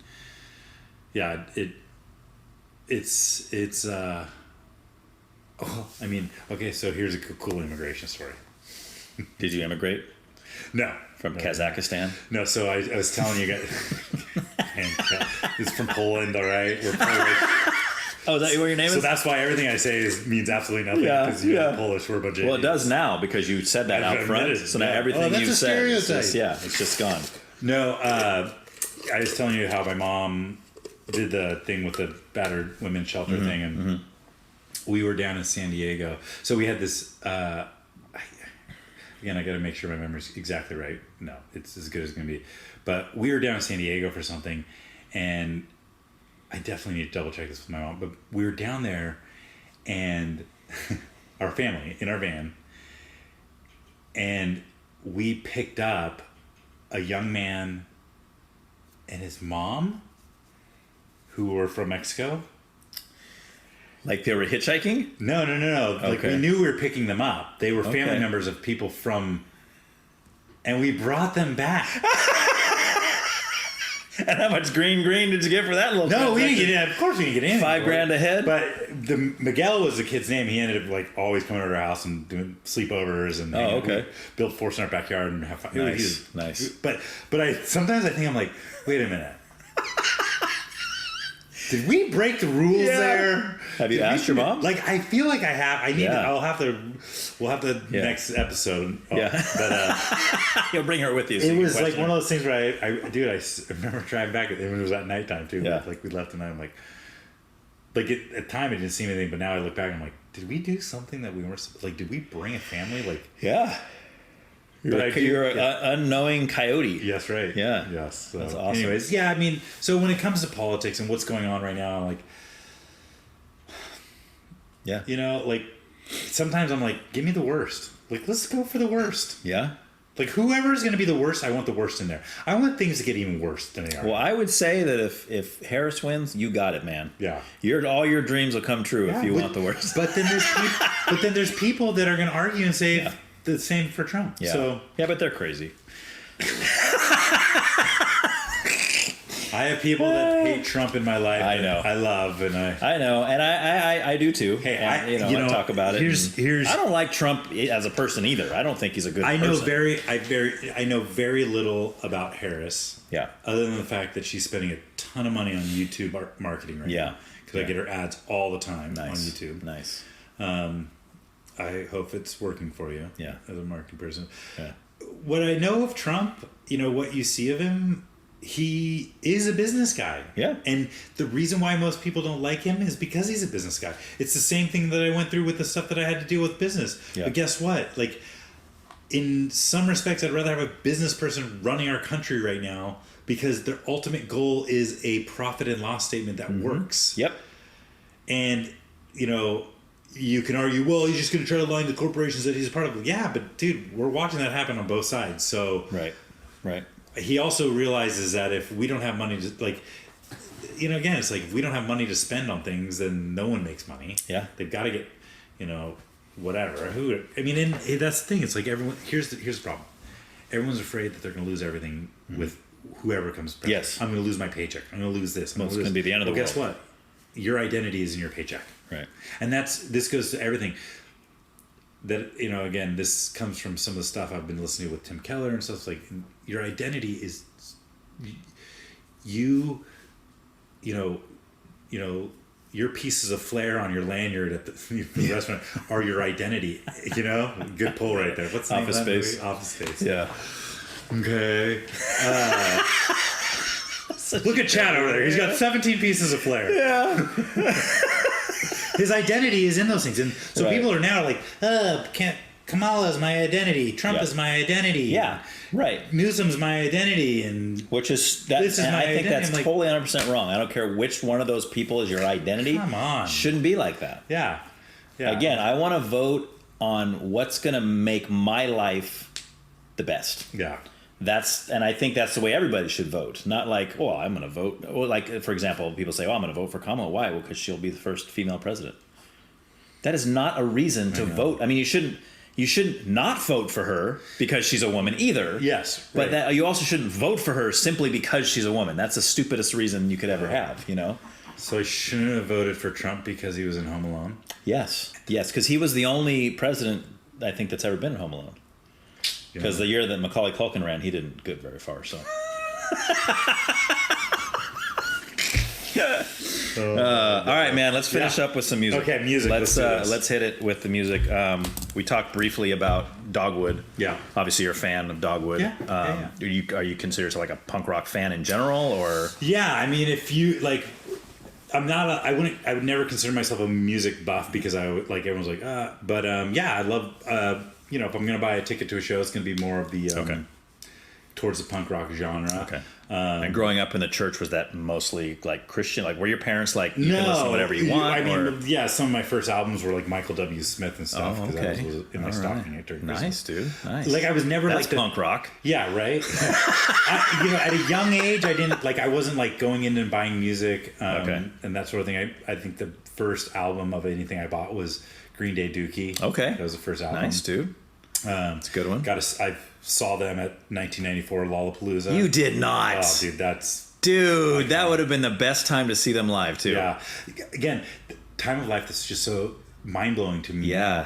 My parents drove us there. We were 16. Wow. We had our parents drove us there, dropped us off in front of the Shoreline Amphitheater in Mountain View. Yeah. Dropped us off. No cell phones, no tracking, no nothing. We'll be back later. We're going to pick you up here at whatever time. I'm like, so all right. awesome. So we rolled in there. We had a couple joints. Wow, dude. Had super good time. Green Day was amazing. Beastie Boys. Oh, wow. George Clinton, P-Funk All-Star. For some reason, I want to say Smashing Pumpkins was there. I could be wrong because I don't really remember. My brother is going to be listening. He's like, yes, they were there. No, they weren't. Is he more of a music guy than you are? I'd say he's a little bit more, like just like anything else. Like okay. with sports, he knows sports names more than I do. Okay. But that was an amazing show. Fast forward, I was able to take my kids, my two sons and my wife, to go to the Hella Mega Tour, which it was Green Day was the headliner, Weezer, Interpreters, Interrupters. Yeah, Interrupters, yeah. See their music. Yeah. And that was at the AT&T Stadium. I wonder if my daughter was at that show. In San Francisco. Oh no, she saw it down in LA. Yeah, so San Francisco. But it was the same show and she's not a fan of any of those bands. There's the band in the middle was a band that I don't really like, but Green Day was awesome. So anyways, that was cool.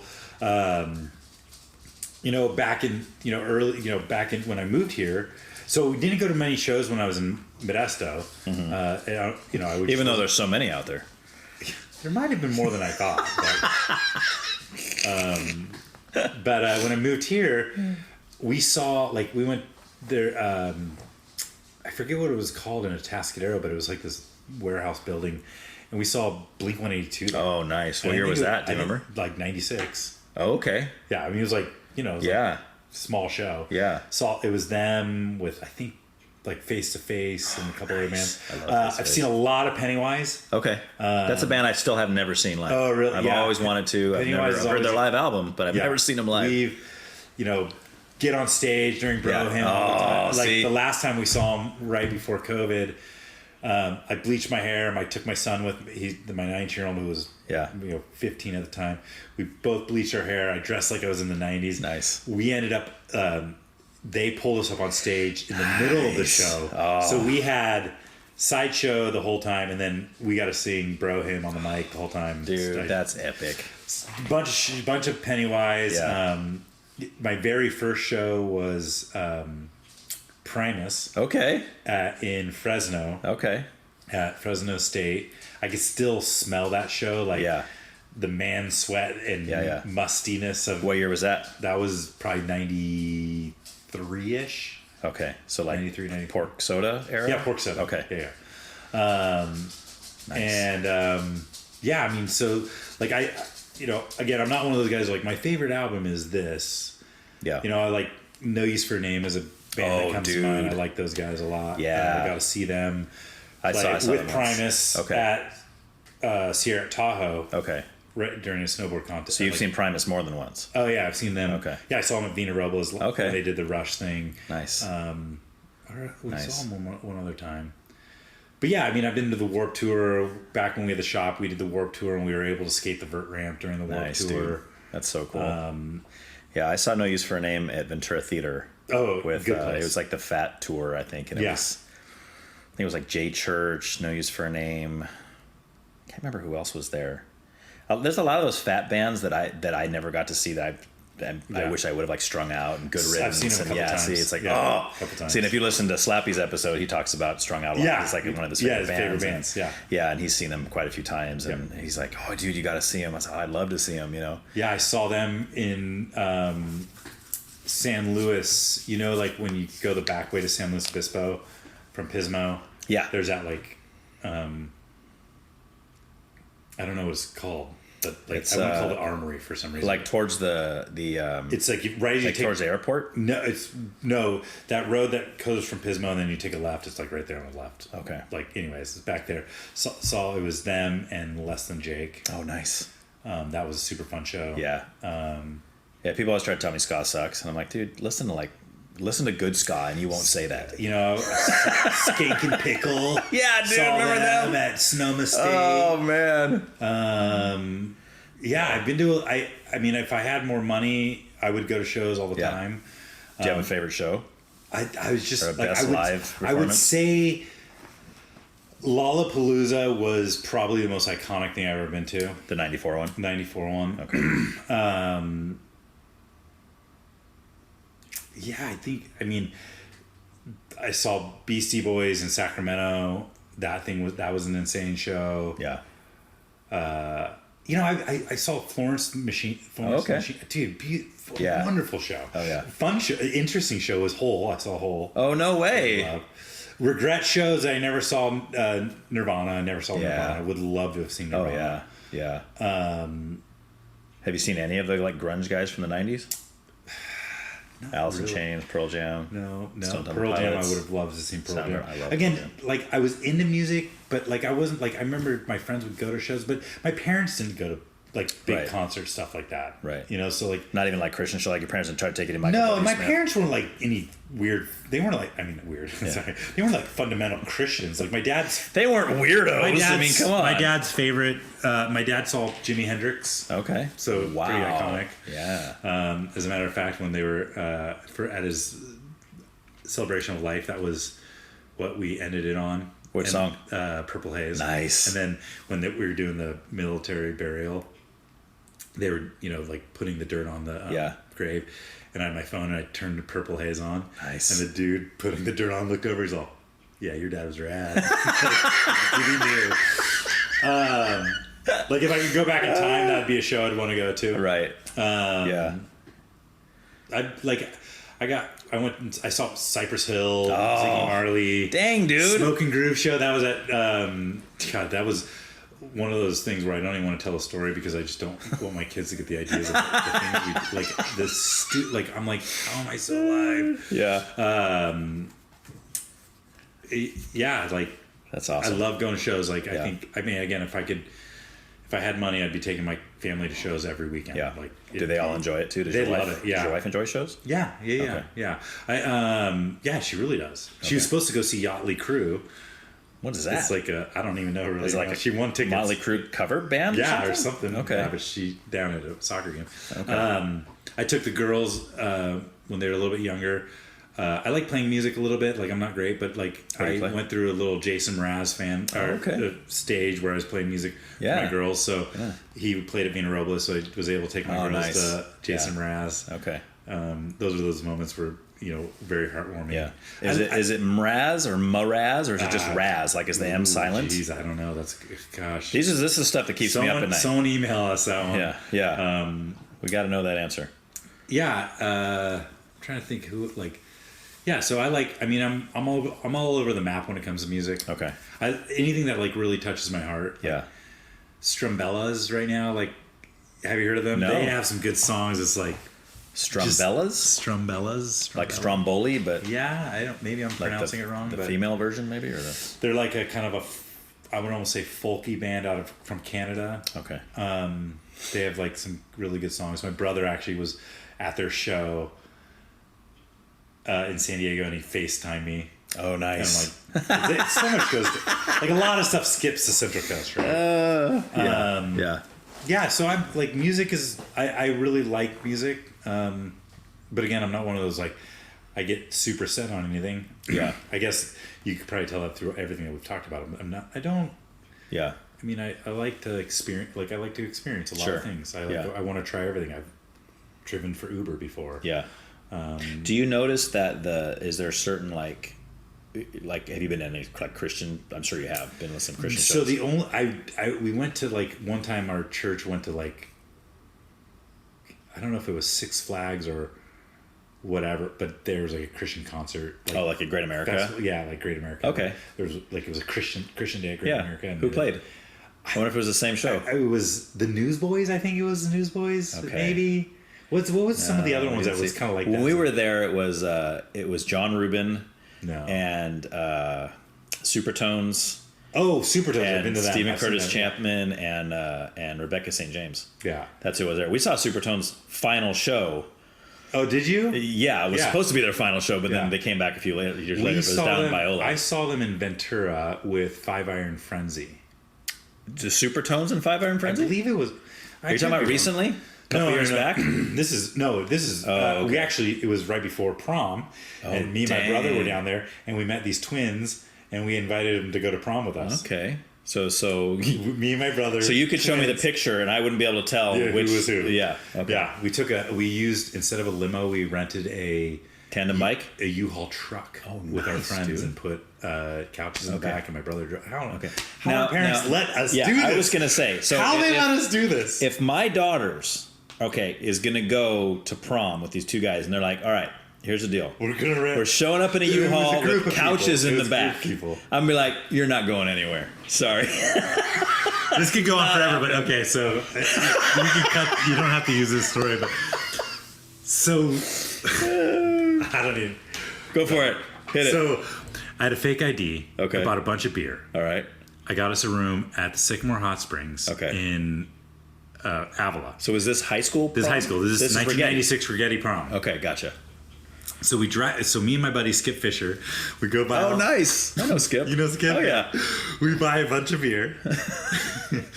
In my 1965 Plymouth Valiant, we drive up to Sycamore Hot Springs. Yeah. We get Sycamore Hot Springs. I go to check in, and the lady's like, "Oh, there's a message for you. You need to call Mary Ellen." No, that's your mom, right? My mom found out, so I must call her at home. My mom said, "You are not getting a room here." My dad was out of town too while we were prom. I'm all right. Dang it. You caught us. So on our way back, we go get a room at the Spyglass Inn. Nice. Okay. Drop off all this beer. Yeah. And Skip was like, "Well, we should bring some beer back with us to bring into the U-Haul so we can drink some beers before." I'm like, I don't know if this is such a great idea.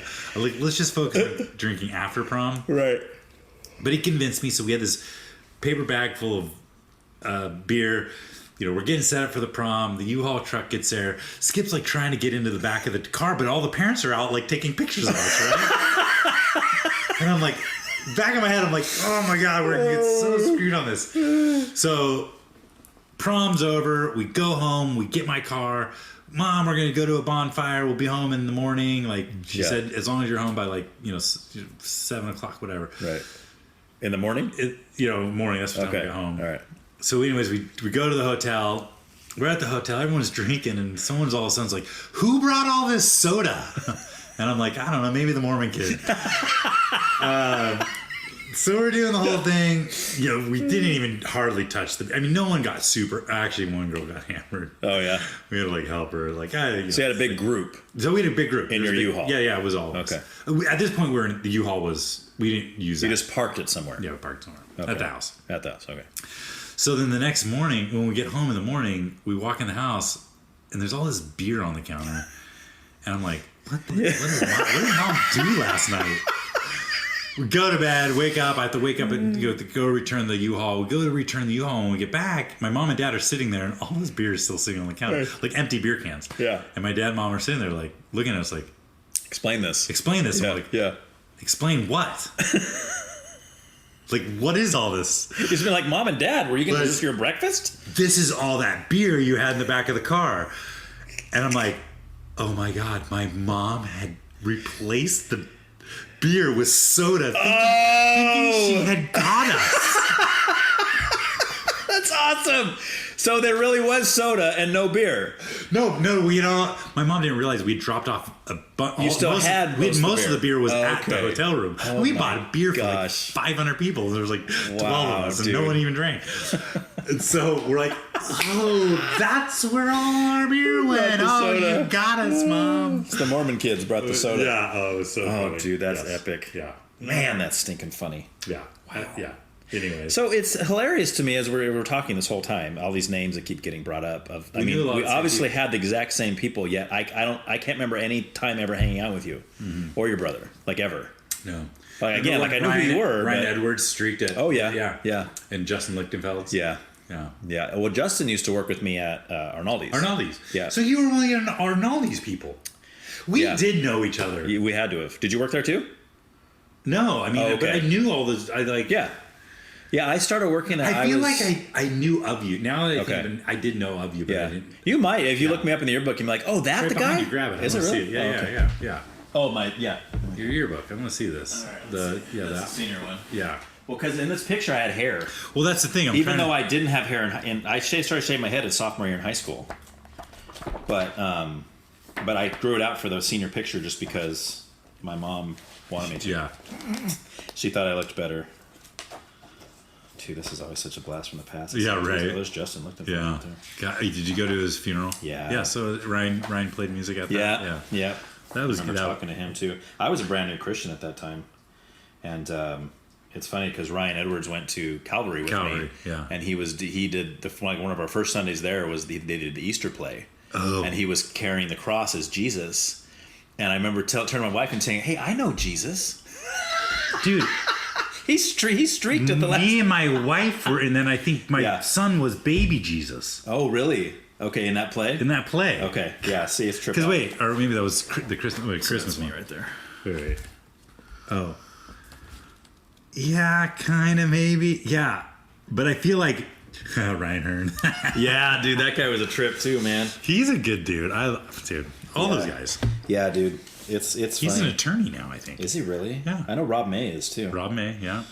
Yeah, so I hung out with all those Yeah, dudes. dude. Yeah, so it's just fun. I'm sure we were at the same party or the same something. Oh, yeah. We just never happened to. As far as I know, maybe we did have a talk, something to say Yeah, hi who or something. knows? Who knows, dude? That's kind of stuff. Like I'm always like, I want to see the highlight reel. Like I want to see like at what point we were in the same room with the same people.